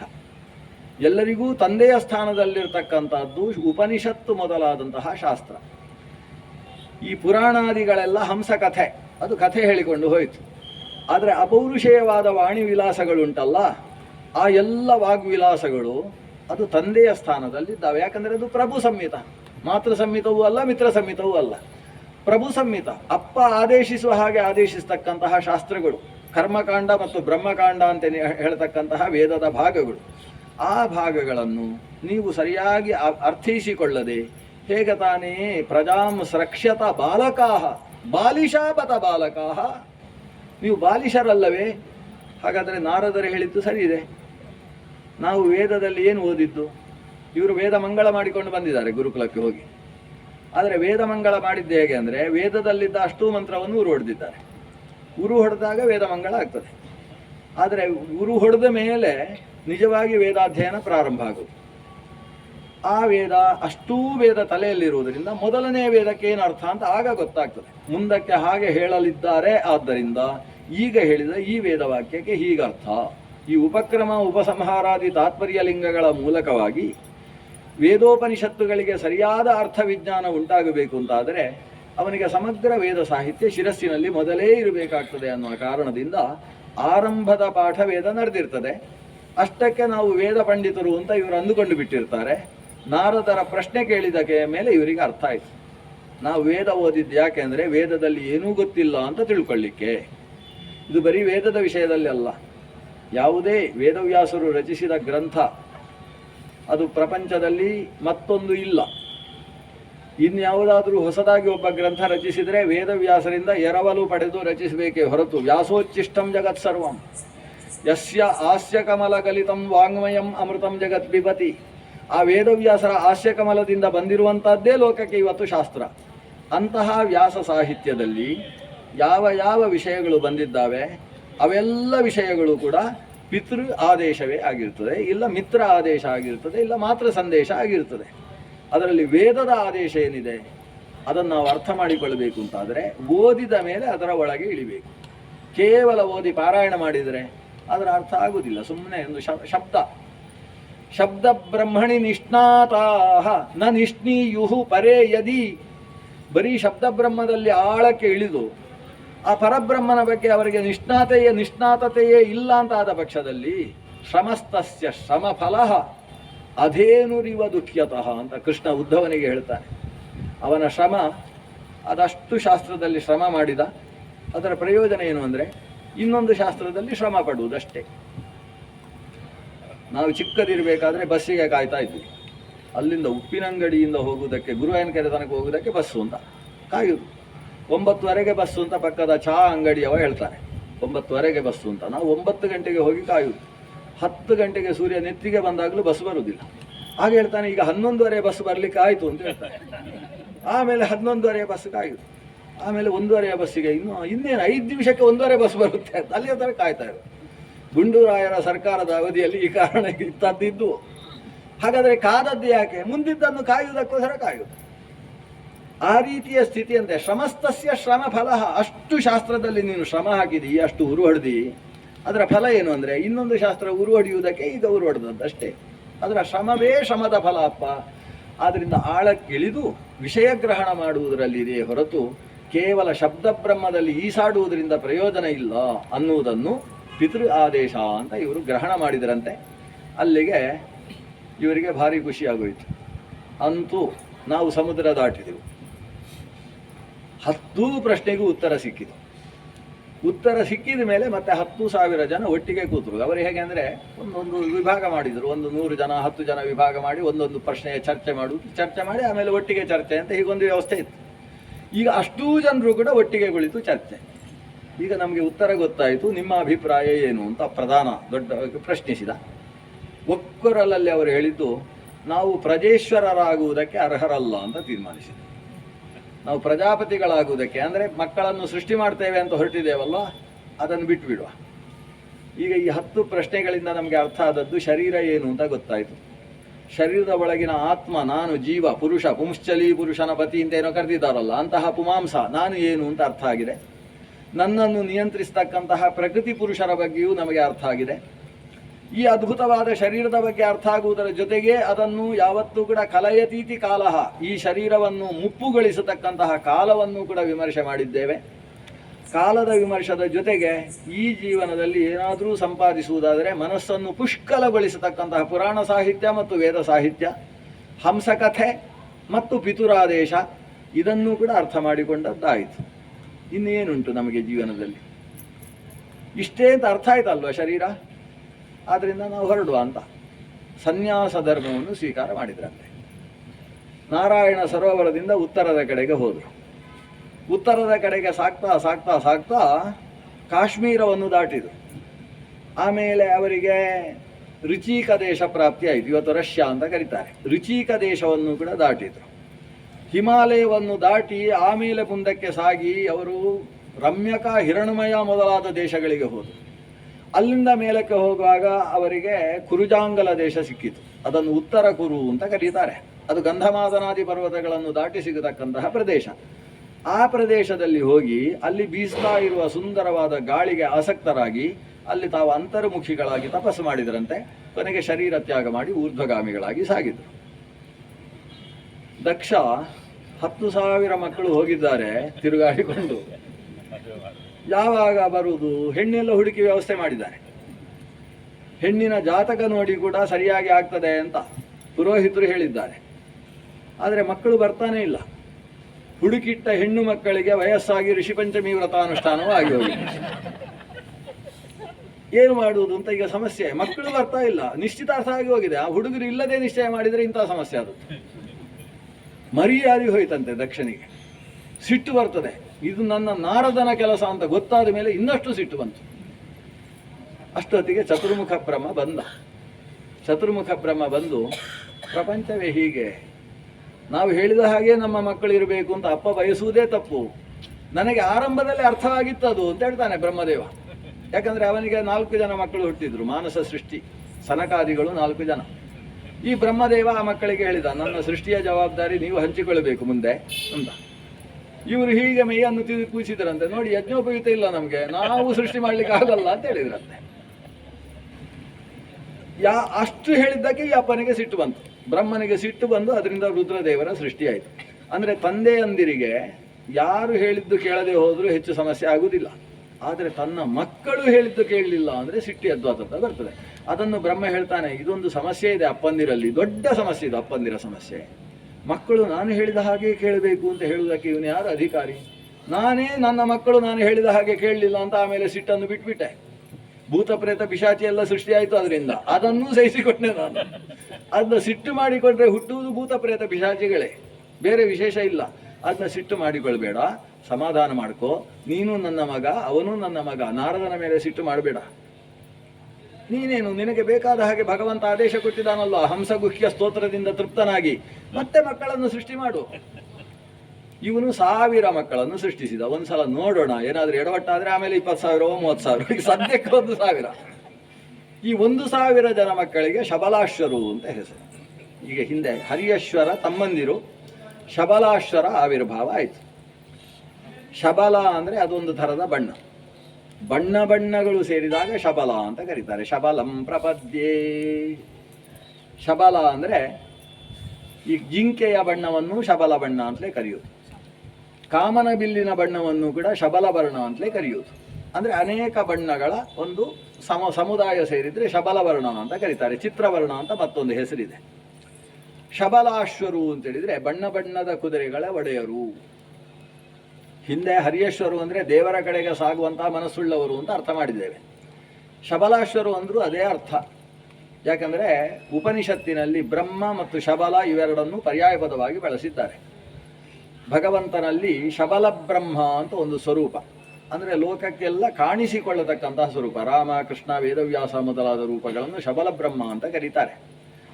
ಆ ದೇವರ ಕಡೆಗೆ ಸಾಗತಕ್ಕಂಥವರು ಆಶುವಾಂತಿ ಇತಿ ಶಬಲಾಶ್ವಾಹ. ಈ 1,000 ಜನ, ಅವರು ಕೂಡ 16 ವರ್ಷ ದಾಟಿತು. ದಕ್ಷ ಪ್ರಜಾಪತಿ ಅವರನ್ನೆಲ್ಲ ಕರೆದು ಉಪದೇಶ ಮಾಡಿದ. ನಾವು ಪ್ರಜಾಪತಿಗಳ ವಂಶದವರು, ಆದ್ದರಿಂದ ನೀವೆಲ್ಲ ಸೃಷ್ಟಿಯ ಜವಾಬ್ದಾರಿ ಹೊರಬೇಕಾದವರು. ನಿಮ್ಮ ಅಣ್ಣಂದಿರು ನನಗೆ ಎಲ್ಲಿ ಹೋಗಿದ್ದಾರೆ ಅಂತ ಸುದ್ದಿ ಬರಲಿಲ್ಲ ಇಲ್ಲಿಯ ತನಕ. ನೀವು ಹಾಗಾಗಬಾರ್ದು, ಜಾಗ್ರತೆಯಾಗಿರಿ. ಸೃಷ್ಟಿಯ ಜವಾಬ್ದಾರಿ ನಿಮ್ಮಿಂದಲೇ ನಡಿಬೇಕು. ಆದರೆ ನಮ್ಮ ಒಂದು ಕುಲ ಸಂಪ್ರದಾಯ ಹೇಗೆ ಅಂತೇಳಿದರೆ ಮದುವೆಗಿಂತ ಮುಂಚೆ ಊರು ತಿರುಗಾಡಿ ಬರಬೇಕು ಅಂತ. ಆದ್ದರಿಂದ ನೀವು ಒಂದು ಸಲ ಊರಿಗೆಲ್ಲ ಸಂಚಾರ ಮಾಡಿ ಹೋಗಿ ಬನ್ನಿ ಅಂತ ಆದೇಶ ಕೊಟ್ಟು ಕಳಿಸಿದ. ಇವರು ಸುತ್ತಾಡ್ತಾ ಒಂದು ಪ್ರದಕ್ಷಿಣೆ ಹಾಕಿಕೊಂಡು ಮಾಹಿಷ್ಮತಿಗೆ ಬಂದವರು ಪಶ್ಚಿಮ ಸಮುದ್ರಕ್ಕೆ ಬಂದರು, ನಾರಾಯಣ ಸರೋವರಕ್ಕೆ ಬಂದರು. ನಾರಾಯಣ ಸರೋವರಕ್ಕೆ ಬಂದು ಹಿಂದಿನ ಹಾಗೆ ಉಪಸ್ಪರ್ಶ ನಡೆಯಿತು. ಉಪಸ್ಪರ್ಶ ಆದ ಮೇಲೆ ಮುಳುಗಿ ಎದ್ದ ಮೇಲೆ ಇವರು ನಾವು ಮತ್ತೆ ಊರಿಗೆ ಹೋಗಬೇಕಾ ಅಂತ ಒಂದು ಪ್ರಶ್ನೆ ಹುಟ್ಟಿದವರಿಗೆ. ಅದಕ್ಕೆ ಸರಿಯಾಗಿ ನಾರದರು ಬಂದರು. ಅಲ್ಲಿಗೆ ಒಂದು ದೊಡ್ಡ ಕಥೆ ಶುರುವಾಯಿತು ಅಂತ ಅರ್ಥ. ನಾರದರು ಬಂದು ಹೇಳಿದರು, ಮಕ್ಕಳೇ ನೀವು ಶಬಲಾಶ್ವರು ಅಲ್ವಾ? ಈ ಮಕ್ಕಳು ಕೇಳ್ತಾರೆ, ನಮ್ಮನ್ನು ಮಕ್ಕಳೇ ಅಂತ ಕರಿತೀರಲ್ವ, ನೀವು ನಮಗೆ ಅಪ್ಪ ಆಗಬೇಕಾ ಅಂತ ಕೇಳಿದರು. ಈ ಚಿಕ್ಕಪ್ಪ ಆಗಬೇಕು ಅಂತ ಅದೇ ಪರಿಚಯ ಇವರು ನಾರದರು. ಹೌದಾ ಅಂತೇಳಿ ಎಲ್ಲರೂ ನಮಸ್ಕಾರ ಮಾಡಿದರು. ನಿಮ್ಮ ಅಣ್ಣಂದಿರ ಬಗ್ಗೆ ಗೊತ್ತಾ ಅಂತ ಕಥೆ ಶುರು ಮಾಡಿದ್ರು ಇವರು. ಅದಕ್ಕೆ ನಮ್ಮ ಅಪ್ಪ ವಿಶೇಷ ಹೇಳಲಿಲ್ಲ, ಎಲ್ಲೋ ಹೋಗಿದ್ದಾರಂತೆ ಅವರು, ಇನ್ನು ಯಾವಾಗ ಬರ್ತಾರೆ ಅಂತ ಅಪ್ಪ ಕಾಯ್ತಾ ಇದ್ದಾರೆ. ಅವರು ಬರುವುದಿಲ್ಲ ಅಂತ ಹೇಳಿದ್ರು, ಅವರು ಬರ್ಲಿಕ್ಕೆ ಸಾಧ್ಯ ಇಲ್ಲ. ಸರಿ, ಅದಿರಲಿ, ಅಪ್ಪ ಅಣ್ಣಂದಿರ ವಿಷಯ ಬಿಡಿ. ಈಗ ನೀವು ಸದ್ಯಕ್ಕೆ ಯಾವ ಕೆಲಸಕ್ಕೆ ಹೊರಟವರು? ಅಣ್ಣಂದಿರು ಮಾಡಬೇಕಾದ ಕೆಲಸ ನೀವು ಮಾಡಬೇಕು ಅಂತಲ್ವ ಹೊರಟದ್ದು. ಆದರೆ ಒಂದು ವಿಷಯ ಜಾಗೃತಿಯಾಗಿರಿ, ಏನಂದರೆ ನಿಮ್ಮ ಅಣ್ಣಂದಿರು ಎಲ್ಲೋ ಹೋಗಿದ್ದಾರೆ ಅಂತಾದರೆ ಅವರ ಹುಡುಕಾಟ ನಡೆಸದೇ ನೀವು ಕೆಲಸಕ್ಕೆ ತೊಡಗುವ ಹಾಗಿಲ್ಲ. ಅದು ಅಣ್ಣಂದಿರು ಯಾಕೆ ಹೋಗಿದ್ದಾರೆ, ಎಲ್ಲಿ ಹೋಗಿದ್ದಾರೆ ಅಂತ ತಿಳಿಯದೆ ನೀವು ಪ್ರಜಾಪತಿಗಳಾಗುವವರ ನಾಚಿಗೆ ಗೇಡು ಅಂತ ಹೇಳಿದ್ರು ಇವರಿಗೆ. ಈ ಮಕ್ಕಳ ತಲೆಗೆ ಒಂದು ಹುಳ ಬಿಟ್ರ. ಇವರು ಯೋಚಿಸಿದ್ರು, ಹೌದಲ್ವಾ, ನಮ್ಮ ಅಣ್ಣಂದಿರು ಕೆಟ್ಟದ್ದಕ್ಕೆ ಹೋಗಿರ್ಲಿಕ್ಕೆ ಸಾಧ್ಯ ಇಲ್ಲ. ಹೋದದ್ದು ಯಾವುದೋ ಒಳ್ಳೆದ್ದಕ್ಕೆ ಹೋಗಿರ್ತಾರೆ. ನಾವು ಪ್ರಜೇಶ್ವರರಾಗುವುದಕ್ಕೆ ಹೊರಟಿದ್ದೇವೆ, ಇದನ್ನು ಬಿಟ್ಟು ಅವರು ಬೇರೆ ಕಡೆಗೆ ಹೋಗಿದ್ದಾರೆ ಅಂದರೆ ಅದಕ್ಕೇನೋ ಕಾರಣ ಇರ್ತದಲ್ವಾ ಅಂತ ವಿಚಾರ ಮಾಡಿ ನಾರದರನ್ನು ಕೂಗಿ ಕರೆದ್ರು. ನಾರದರು ಮತ್ತೆ ಬಂದರು. ಮಕ್ಕಳೇ, ಅರ್ಥ ಆಯ್ತಾ ಅಣ್ಣಂದಿರು ಎಲ್ಲಿ ಹೋಗಿದ್ದಾರೆ ಅಂತ? ಈ ಮಕ್ಕಳು ಹೇಳಿದರು, ಗೊತ್ತಾಗಲಿಲ್ಲ, ಆದರೆ ಅವರು ಅಸಾಮಾನ್ಯರು. ಅಸಾಮಾನ್ಯರಾದ ನಮ್ಮ ಅಣ್ಣಂದಿರು ಅಪ್ಪ ಹೇಳಿದ ಕೆಲಸ ಬಿಟ್ಟು ಬೇರೆ ಕೆಲಸಕ್ಕೆ ಹೊರಟಿದ್ದಾರೆ ಅಂದರೆ ಇದಕ್ಕಿಂತ ಉತ್ಕೃಷ್ಟವಾದದ್ದು, ಇದರಲ್ಲೇನೋ ದೋಷ ಇದೆ ಅಂತ ಅರ್ಥ ಆಗಿದೆ ನಮಗೆ. ಆದ್ದರಿಂದ ಅದನ್ನು ತಾವು ವಿವರಿಸಬೇಕು. ನಾರದರು ಹೇಳಿದರು, ನೀವು ಬುದ್ಧಿವಂತರು ಹುಡುಗರು. ಯಾಕೆ ಅಂತ ಹೇಳಿದರೆ, ಬುದ್ಧಿವಂತ ಮಕ್ಕಳು ಹುಟ್ಟಬೇಕು ಅಪ್ಪನಿಗೆ, ಬುದ್ಧಿವಂತಳಾದ ಹೆಂಡತಿ ಸಿಗಬೇಕು ಗಂಡನಿಗೆ. ಯಾಜ್ಞವಲ್ಕ್ಯರು ಅಂತ ಮಹರ್ಷಿಗಳು ಜನಕನ ಆಶ್ರಮದಲ್ಲಿ, ಜನಕನ ಆಸ್ಥಾನದಲ್ಲಿ ಬಹಳಷ್ಟು ಜ್ಞಾನೋಪದೇಶ ಮಾಡಿದವರು. ಗಾರ್ಗಿ ಮತ್ತು ಮೈತ್ರೇಯಿ ಅಂತ ಇಬ್ಬರು ಆತನಿಗೆ ಪತ್ನಿಯರು. ಯಾಜ್ಞವಲ್ಕ್ಯನಿಗೆ ಜನಕ ಕೊಡದೇ ಇದ್ದದ್ದು ಇಲ್ಲ. ಅವನ ಜ್ಞಾನಕ್ಕೆ ಸಂಭಾವನೆ ಅಂತ ಹೇಳಿ ಸಾವಿರಾರು ಗೋವುಗಳನ್ನು, ಬಂಗಾರದ ಶೃಂಗಗಳನ್ನು ಹಾಕಿ ದಾನ ಕೊಟ್ಟಿದ್ದಾನೆ. ಒಂದು ಸಂದರ್ಭದಲ್ಲಿ ಯಾಜ್ಞವಲ್ಕ್ಯ ಇಬ್ಬರೂ ಪತ್ನಿಯರನ್ನು ಕರೀತಾನಂತೆ. ತನ್ನ ಇಡೀ ಆಸ್ತಿಯ ಲೆಕ್ಕಾಚಾರವನ್ನು ಬರೆದಿರ್ತಾನೆ. ನೋಡಿ, ಇಷ್ಟು ಸುವರ್ಣ ಇದೆ, ಇಷ್ಟು ಗೋವಿದೆ, ಇಷ್ಟಿಷ್ಟು ಎಮ್ಮೆಗಳಿದ್ದಾವೆ ಅಂತ. ಎಮ್ಮೆಗಳನ್ನು ಸಾಕಿದ್ದಾರೆ. ಇದರಲ್ಲಿ ಇಷ್ಟು ಮೈತ್ರೇಯಿಗೆ, ಇಷ್ಟು ಗಾರ್ಗಿಗೆ. ಆಗ ಆ ಇಬ್ಬರು ಹೆಂಡತಿಯರು ಹೇಳ್ತಾರೆ, ನೀವು ಇವತ್ತು ಪಾಲು ಮಾಡುವುದಕ್ಕೇನು ಕಾರಣ? ಅದಕ್ಕೆ ನಾನು ಎಲ್ಲ ಬಿಟ್ಟು ಹೊರಡಬೇಕು ಅಂತಿದ್ದೇನೆ, ಉತ್ತರದ ಎತ್ತರಕ್ಕೆ ಸಾಗುವುದಕ್ಕೆ ತೀರ್ಮಾನಿಸಿದ್ದೇನೆ. ಹಾಗಾಗಿ ಆಸ್ತಿ ಎಲ್ಲ ಪಾಲು ಮಾಡಿಕೊಟ್ಟು ಹೋಗುವ ಅಂತ ಯೋಚನೆ. ಆಗ ಈ ಇಬ್ಬರು ಹೆಂಡತಿಯರು ಕೇಳ್ತಾರೆ, ನೀವು ಇಷ್ಟು ಒಳ್ಳೆಯ ಆಸ್ತಿ ಇದೆ, ರಾಜ ಎಷ್ಟು ಪ್ರೀತಿಸ್ತಾನೆ ನಮ್ಮನ್ನು, ಇಷ್ಟನ್ನೆಲ್ಲ ಬಿಟ್ಟು ನೀವು ಆ ಕಡೆ ಹೋಗ್ತೀರಿ ಅಂದರೆ ಏನು ಕಾರಣ? ಅಲ್ಲ, ಇದೆಲ್ಲ ಶಾಶ್ವತ ಅಲ್ವಲ್ಲ, ಅದಕ್ಕೋಸ್ಕರ ಅಲ್ಲಿ ಹೋಗ್ತಾ ಇರೋದು. ಹಾಗಾದ್ರೆ ನಾವು ಅಶಾಶ್ವತದಲ್ಲಿರ್ಬೇಕಲ್ವಾ ಅಂತ ಕೇಳ್ತಾರೆ ಇವರು. ಅಷ್ಟು ಕೇಳಿದ ಕೂಡಲೇ ಯಾಜ್ಞವಲ್ಕ್ಯ ಕೇಳ್ತಾರೆ, ನೀವು ಬರುವುದಾದ್ರೆ ಹೊರಡೋಣ ಅಂತ. ಅವರೆಲ್ಲವನ್ನೂ ಬಿಟ್ಟು ಹೊರಟ್ರಂತೆ. ಅಂಥ ಹೆಂಡತಿಯರು ಗಂಡನಿಗೆ ಬೇಕಪ್ಪ, ಇಂಥ ಮಕ್ಕಳು ದಕ್ಷನಿಗೆ ಬೇಕು ಅಂತ ಹೇಳ್ತಾರೆ ನಾರದ. ಮಕ್ಕಳಿಗೆ ಖುಷಿ ಆಯಿತು, ಅಪ್ಪನಿಗೆ ಒಳ್ಳೆ ಮಗ ಅಂತ ಈ ಚಿಕ್ಕಪ್ಪ ಹೊಗಳಿದ ಅಲ್ವಾ ಅಂತ ಖುಷಿ ಆಯಿತು. ಆಮೇಲೆ 10 ಪ್ರಶ್ನೆ ಮುಂದಿಟ್ಟ ನಾರದ. ಅದು ಕ್ವಚಿದ್ಧಂ ಸಂಚಿತ್ರಗತಂ, ಇದೇ ಕಥೆ. ಅದು ತಥೈಕ ಪುರುಷಂ ರಾಜ್ಯಂ, ಅದೇ ಪ್ರಶ್ನೆ. 10 ಪ್ರಶ್ನೆ ಮುಂದಿಟ್ಟ. ಈ ಮಕ್ಕಳಿಗೆ ಅದು ನೂತನ ಪ್ರಶ್ನೆ, ನಮಗೆ ಆದರೆ ಹಳೆ ಪ್ರಶ್ನೆ. ಅದು ಏನದು ಕೇಳಿದ್ದೇ ಕೇಳುವುದು ಅಂತ. ಯಾಕಂದರೆ ಅವರು ಹೋದ ಬಾರಿ SLC ಪಾಸ್ ಮಾಡಿದ್ದು, ಇವರು ಈ ಸಲ SLC ಬಂದವರು. ಆದ್ದರಿಂದ ಅವರಿಗೆ ಅದೇ ಪ್ರಶ್ನೆ. ಆ ಪ್ರಶ್ನೆ ಆಶ್ಚರ್ಯಜನಕವಾಗಿ ಹೋಯಿತು. ಅವರು ಅದೇ ರೀತಿ ವಿಮರ್ಶೆ ಮಾಡಿದರು. ಕೊನೆಗೆ ದಕ್ಷನಿಗೆ ಈ 1000 ಮಕ್ಕಳ ಸುದ್ದಿಯೂ ಇಲ್ಲ. ದಕ್ಷ ಪ್ರಜಾಪತಿಗೆ ಯದ್ವಾ ತದ್ವಾ ಸಿಟ್ಟು ಬಂತು. ಸಿಟ್ಟು ಬಂದವ ನಾರದ ಎಲ್ಲಿದ್ದಾನೆ ಅಂತೇಳಿ ಹೊಸ್ತಿಲು ದಾಟಿ ಹೊರಗೆ ಬಂದಂತೆ. ನಾರದ ಸಿಗಬೇಕೀಗ, ಅವನಿಗೊಂದು ಗತಿ ಕಾಣಿಸ್ತೇನೆ ಅಂತ ನೋಡಿದರೆ ಮನೆ ಒಳಗೆ ನಾರದ ಬಂದು ಕೂತಿದ್ದಾರೆ. ನಾರದರು ತಾಳ ಹಿಡ್ಕೊಂಡು ನಾರಾಯಣ ನಾರಾಯಣ ಅಂತ ಹೇಳ್ಕೊಂಡೇ ಬಂದಿದ್ದಾರೆ. ಒಂದು ಸಲ ನಾಮಸ್ಮರಣೆ ನಿಲ್ಲಿಸು ಅಂತ ಹೇಳಿದ ದಕ್ಷ. ಸಿಟ್ಟು ಅಲ್ಲಿಯ ತನಕ ಸಿಟ್ಟು. ಹೇಳ್ತಾನೆ, ಅಲ್ಲ, ನೀನು ಒಬ್ಬರಿಗೆ ಸನ್ಯಾಸ ಬೋಧಿಸುವುದು ತಪ್ಪಲ್ಲ, ಸನ್ಯಾಸಕ್ಕೆ ಕಳಿಸುವುದು ಸರಿ ಇದೆ. ಆದರೆ ನಿನ್ನ ಅಣ್ಣನಾದಂತಹ ನಾನು, ನನಗೆ ಒಬ್ಬ ಸತ್ತ ಮೇಲೆ ಪಿಂಡ ಪ್ರದಾನ ಮಾಡುವುದಕ್ಕೆ ಒಬ್ಬನನ್ನಾದರೂ ಉಳಿಸಬೇಕಿತ್ತಲ್ಲ. ಇದು ಎಲ್ಲರಿಗೂ ಕೂಡ ಸನ್ಯಾಸ ಕೊಟ್ಟು ಬಿಡುವುದು ಅಂತ ಹೇಳಿದರೆ ಯಾವ ಧರ್ಮ ಇದು? ಮತ್ತೆ ಒಬ್ಬನಿಗೆ ಪಾರಿವು ರಾಜ್ಯವನ್ನು ಉಪದೇಶಿಸಿ ಒಬ್ಬನನ್ನು ಸನ್ಯಾಸಿ ಮಾಡುವುದಲ್ಲ. ಆ ರೀತಿ ಮಾಡಿದರೆ ನಾಳೆ ಅವರು ಸನ್ಯಾಸದಿಂದ ಗೃಹಸ್ಥರಾಗಿ ಬರುವುದಕ್ಕೆ ಸಾಧ್ಯತೆಗಳುಂಟು.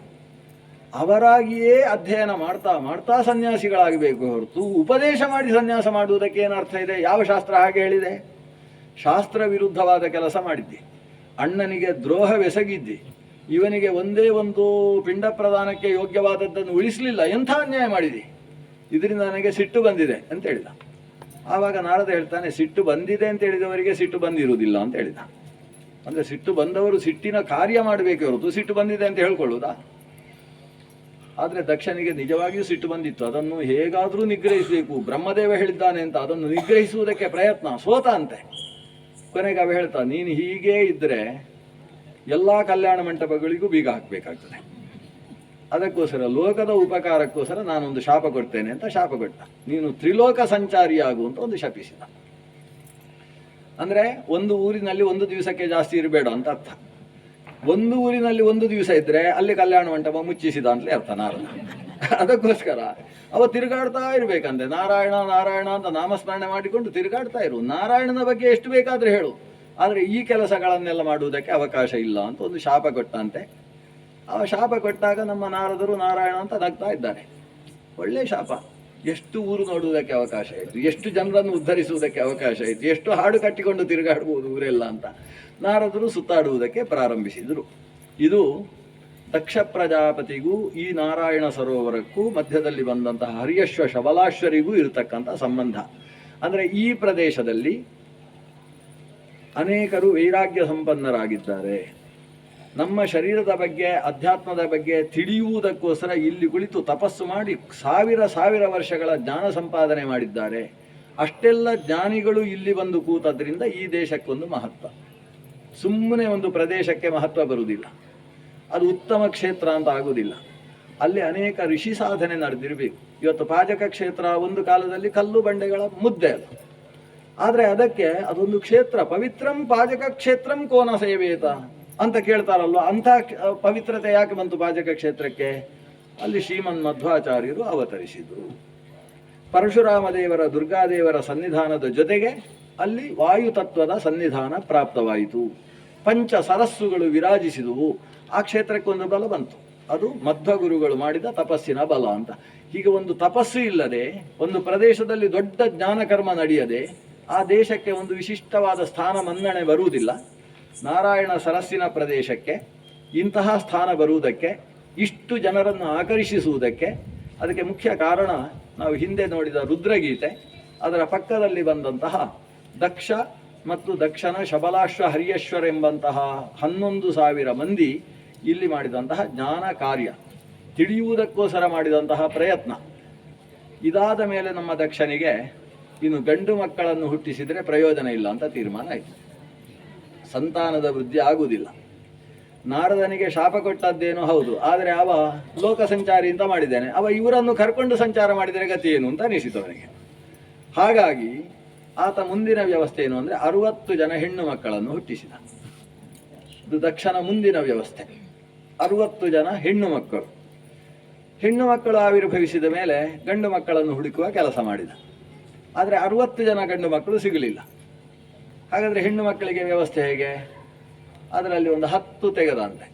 10 ಹುಡುಗಿಯರನ್ನು ಧರ್ಮನಿಗೆ ಕೊಟ್ಟು ಮದುವೆ ಮಾಡಿದ. ಹಿಂದೆ ಸ್ವಯಂಭವ ಮನ್ವಂತರದಲ್ಲಿ ಹೇಗೋ ಚಾಕ್ಷುಷದಲ್ಲೂ ಹಾಗೆ. ಧರ್ಮ ಪ್ರಜಾಪತಿಗೆ 10 ಕೊಟ್ಟದ್ದಾಯಿತು. ಆಮೇಲೆ 13 ಹೆಣ್ಣು ಮಕ್ಕಳನ್ನು ಕಶ್ಯಪನಿಗೆ ಕೊಟ್ಟು ಮದುವೆ ಮಾಡಿದ. ಅದಿತಿ, ದಿತಿ, ಧನು, ಕದ್ರು ಇವರೆಲ್ಲ ಅದು ಹೆಣ್ಣು ಮಕ್ಕಳು. ಇಲ್ಲಿಗೆ 23 ಜನರ ವ್ಯವಸ್ಥೆ ಆಯಿತು. ಆಮೇಲೆ 27 ಜನ ಹುಡುಗಿಯರನ್ನು ತೆಗೆದ. ಅಶ್ವಿನಿ, ಭರಣಿ, ಕೃತಿಕಾ, ರೋಹಿಣಿ ಅಂತ 27 ಜನ. ಅವರನ್ನು ಚಂದ್ರನನ್ನು ಕರೆದು ಮದುವೆ ಮಾಡಿದ. ಚಂದ್ರ ಅವರನ್ನು ಒಂದೇ ಮುಹೂರ್ತದಲ್ಲಿ ಅಷ್ಟೂ ಜನರಿಗೂ ಹಾರ ಹಾಕಿ ಸ್ವೀಕಾರ ಮಾಡಿಕೊಂಡು ಹೋದ. ಅವೊಂದು 10 ಕುದುರೆಯ ರಥ ಉಂಟು. ಆ ರಥದಲ್ಲಿ 27 ಜನರನ್ನು ಗುಡಿಸಿಕೊಂಡು ಹೋದಂತೆ. ಆಮೇಲೆ ಹೇಳಿದ, ಎಲ್ಲ ಒಂದೇ ಕಡೆಯಲ್ಲಿದ್ದರೆ ಸಮಸ್ಯೆ ಆಗುತ್ತೆ, ನಿಮಗೆ ಬೇರೆ ಬೇರೆ ಮನೆ ಅಂತೇಳಿ 27 ಜನರಿಗೂ ಕೂಡ ಒಂದು ಕ್ರಾಂತಿ ವೃತ್ತದಲ್ಲಿ ಬೇರೆ ಬೇರೆ ಜಾಗದಲ್ಲಿ ಮನೆ ಮಾಡಿಕೊಟ್ಟ. ಅವ ಸುತ್ತು ಬರುವಾಗ ಒಂದೊಂದು ಮನೆಯಲ್ಲಿ ಸ್ವಲ್ಪ ಇದ್ದು ಪ್ರತಿನಿತ್ಯವೂ ಕೂಡ ಸುತ್ತಾಡ್ತಾನೆ ಅಷ್ಟೂ ನಕ್ಷತ್ರದಲ್ಲಿ. ಆದರೆ ಸುತ್ತುವುದಕ್ಕೆ ಅವನಿಗೆ 27 ದಿವಸ ಬೇಕಾಗ್ತದೆ. 27 ದಿವಸದಲ್ಲಿ 27 ನಕ್ಷತ್ರಗಳಿಗೆ ಸುತ್ತ ಹಾಕ್ತಾನೆ. ಇವತ್ತು ಯಾವ ನಕ್ಷತ್ರ? ಇವತ್ತು ಹಸ್ತ ನಕ್ಷತ್ರ, ಅಂದರೆ ಚಂದ್ರ ಹಸ್ತೆಯ ಜೊತೆಗೆ ಇದ್ದಾನೆ ಅಂತ ಅರ್ಥ. ಇವತ್ತು ಮೊನ್ನೆ ಭರಣಿ ನಕ್ಷತ್ರ ಅಂದರೆ ಭರಣಿಯ ಜೊತೆಗೆ ವಾಸ ಮಾಡಿದ್ದಾನೆ ಅಂತ ಅರ್ಥ. ಶ್ರೀಕೃಷ್ಣ ಆವಿರ್ಭವಿಸುವಾಗ ರೋಹಿಣಿ ನಕ್ಷತ್ರ ಅಂದರೆ ರೋಹಿಣಿಯ ಜೊತೆಗೆ ಚಂದ್ರ ಇದ್ದ ಅಂತ ಅರ್ಥ. ಅದನ್ನ ಚಂದ್ರ ಈ ದಾಕ್ಷಾಯಿಣಿಯರ ಜೊತೆಗೆ ಸಂಚಾರ ಮಾಡ್ತಾನೆ. ಅಲ್ಲಿಗೆ ಎಷ್ಟಾಯಿತು? 23 + 27. ಹಾಗಾದರೆ 30, 50 ಆಗೋಯ್ತಲ್ವ. ಇನ್ನು ಉಳಿದದ್ದು 10 ಜನರಿಗೆ ವ್ಯವಸ್ಥೆ ಆಗಬೇಕು. 10 ಜನರಲ್ಲಿ ಒಂದು 3 ಜನರನ್ನು ಹುಡುಕಿ ಇಬ್ಬರಿಬ್ಬರನ್ನು ಮದುವೆ ಮಾಡಿಕೊಟ್ಟ. ಅದು ಯಾರು 3 ಜನ ಅಂತ ನೋಡುವ. ಕೃಷಾಶ್ವ ಪ್ರಭೃತಿಗಳು. ಕೃಷಾಶ್ವ ಭೂತ. ಭೂತಕ್ಕೆ 2. ಭೂತ ಅಂದರೆ ರಕ್ತೇಶ್ವರಿ, ಬಿಲಿಚಾಮುಂಡಿ, ಕಾಂತಾರದ ಭೂತ, ಅದೆಲ್ಲ ಭೂತ ಅಲ್ಲ. ಒಬ್ಬ ಭೂತ ಅಂತ ಒಬ್ಬ ಇದ್ದಾನೆ. ಆ ಭೂತನಿಗೆ 2 ಹೆಣ್ಣು ಮಕ್ಕಳನ್ನು ಕೊಟ್ಟ. ಆಮೇಲೆ ಕೃಷಾಶ್ವ ಶಬಲಾಶ್ವರಿಗೆ ಮತ್ತೆ 2 ಹೆಣ್ಣು ಮಕ್ಕಳನ್ನು ಕೊಟ್ಟ. ಇನ್ನು ಉಳಿದದ್ದು 4 ಜನ ಹೆಣ್ಣು ಮಕ್ಕಳು. ಈ 4 ಹೆಣ್ಣು ಮಕ್ಕಳಿಗೆ ಮತ್ತೆ ಕಾಣಿಸ್ಲಿಲ್ಲ ಅವನಿಗೆ, ಯಾರು ಗಂಡಸರು ಕಾಣಿಸ್ಲಿಲ್ಲ. ಕೊನೆಗೆ ಕಶ್ಯಪನನ್ನು ಕರೆದು, ಆಗ ಕೊಟ್ಟದ್ದು 13 ಅಲ್ವಾ, ಈ 4 ತೆಗು ಅಂತೇಳಿ ಕೊಟ್ಟ. ಹೀಗೆ ಕಶ್ಯಪನಿಗೆ 13 + 4 ಹೆಣ್ಣು ಮಕ್ಕಳನ್ನು ಕೊಟ್ಟದ್ದು. 17 ಅಂತ ಹೇಳಲಿಕ್ಕಿಲ್ಲ, 13 ಮತ್ತು 4. ಆಮೇಲೆ ಉಳಿದವರಿಗೆಲ್ಲ 10, 13, 27, 2, 2, 2 ಅಂತ ಹೀಗೆ ಹೇಳಿ 60 ಹೆಣ್ಣು ಮಕ್ಕಳ ವಿವಾಹವನ್ನು ಮಾಡಿದ. ಮುಂದಿನ ಅಧ್ಯಾಯಗಳಲ್ಲಿ ಇವರ ಸಂತಾನದ ವಿಚಾರ. ಅದರಲ್ಲಿ ನಾವು ಸಮಯ ಆಯಿತು, 8 ಆಯಿತು ನಮಗೆ. ಅಲ್ಲಿಗೆ ನಾವು ಮುಗಿಸಬೇಕು. ಇಲ್ಲಿ ಸಂತಾನದಲ್ಲಿ ಪ್ರಮುಖವಾಗಿ ಗಮನಿಸಬೇಕಾದದ್ದು ಕಶ್ಯಪ ಪ್ರಜಾಪತಿಯ ಸಂತಾನದ ಕೆಲವು ಅಪರೂಪದ ಪ್ರಸಂಗಗಳನ್ನು ನಾವು ಅವಲೋಕನೆ ಮಾಡಬೇಕು. ನಾಳೆ ನಮಗೆ ದಿನಪೂರ್ತಿ ಅವಕಾಶ ಇದೆ ಅಲ್ವಾ? ನಾಳೆ ದಿನಪೂರ್ತಿ ಅವಕಾಶ. ಅದು ನಾಳೆ ಹೆಚ್ಚು ಹೊತ್ತು ಈ ದೇವವಂಶದ ವಿಸ್ತಾರಗಳಲ್ಲಿ ಅನೇಕ ವಿಷಯಗಳನ್ನು ಅಥವಾ ಕೃಷ್ಣನ ಕಥೆಗೂ ಹೋಗಬೇಕು ನಾಳೆ. ಯಾಕಂದರೆ ಇನ್ನೂ ದಿವಸ ಇಲ್ಲ, ನಾಡಿದ್ದು ಯಜ್ಞ ಅಲ್ವಾ? ನಾಡಿದ್ದು ಯಜ್ಞ ಆದ್ದರಿಂದ ನಮಗೆ ಒಂದು ಸೆಷನ್ 2 ಸೆಷನ್ ಮಾತ್ರ ಸಿಗೋದು ನಾಡಿದ್ದು. ಅದರ ಮರುದಿವಸ ಒಂದು ಸೆಷನ್, ಅಲ್ಲಿಗೆ ಮುಗಿಸಬೇಕು. ಕೃಷ್ಣನ ಕಥೆ ಕೇಳದೆ ಹೋದರೆ ಭಾಗವತ ಪೂರ್ತಿಯೇ ಆಗುವುದಿಲ್ಲ. ಅದನ್ನು ನಾಳೆ ದಿವಸ ಕೃಷ್ಣನ ಕಥೆಗೂ ಪ್ರವೇಶ ಮಾಡಬೇಕು. ಅದೇ ಭಜನೆ ಇತ್ಯಾದಿ ಹೌದು ಅಲ್ಲಿದ್ದಕ್ಕೆ ಆಗ್ಬೋದು. ನಾನು ಹೇಳುವುದು ಪ್ರಶ್ನೋತ್ತರವನ್ನು ಮುಗಿಸಿ ಅಲ್ಲಿ ಬರುವುದು ಒಳ್ಳೆಯದ ಅಂತ. ಇಲ್ಲ ಬೇಡ, ಪ್ರಶ್ನೋತ್ತರ 9:30. ಸರಿ, ಓಕೆನಾ? 9:30 ಪ್ರಶ್ನೆ, ಪ್ರಶ್ನೋತ್ತರ ಆಮೇಲೆ 9:30ಗೆ ಯಾವ್ದು ಮಾಡೋದು? ಅಲ್ಲ, ಒಂದೇ ಸಲ ಪ್ರಶ್ನೋತ್ತರ ಮುಗಿಸ್ಬಿಡೋಣ. ಹಾಂ, ಈಗ ನಾಳೆ ಇನ್ನೊಂದು 5 ನಿಮಿಷ, ಇನ್ನೊಂದು 5 ನಿಮಿಷದಲ್ಲಿ ಮಾಡ್ಬಿಟ್ಟು ಭಜನೆ ಮಾಡಿ. ಓ ವೆರಿ ಗುಡ್. ಭಜನೆ ಸಮಯ ಬರುತ್ತೆ, ಒಂದು 5 ನಿಮಿಷ ಬರುತ್ತೆ. ಕಾಯೇನ ವಾಚ ಮನಸೇಂದ್ರಿಯೈರ್ವಾ ಬುದ್ಧ್ಯಾತ್ಮನಾ ವಾ ಅನುಸೃತ ಸ್ವಭಾವಂ ಕರೋಮಿ ಯದ್ಯತ್ ಸಕಲಂ ಪರಸ್ಮೈ ನಾರಾಯಣಾಯೇತಿ ಸಮರ್ಪಯಾಮಿ.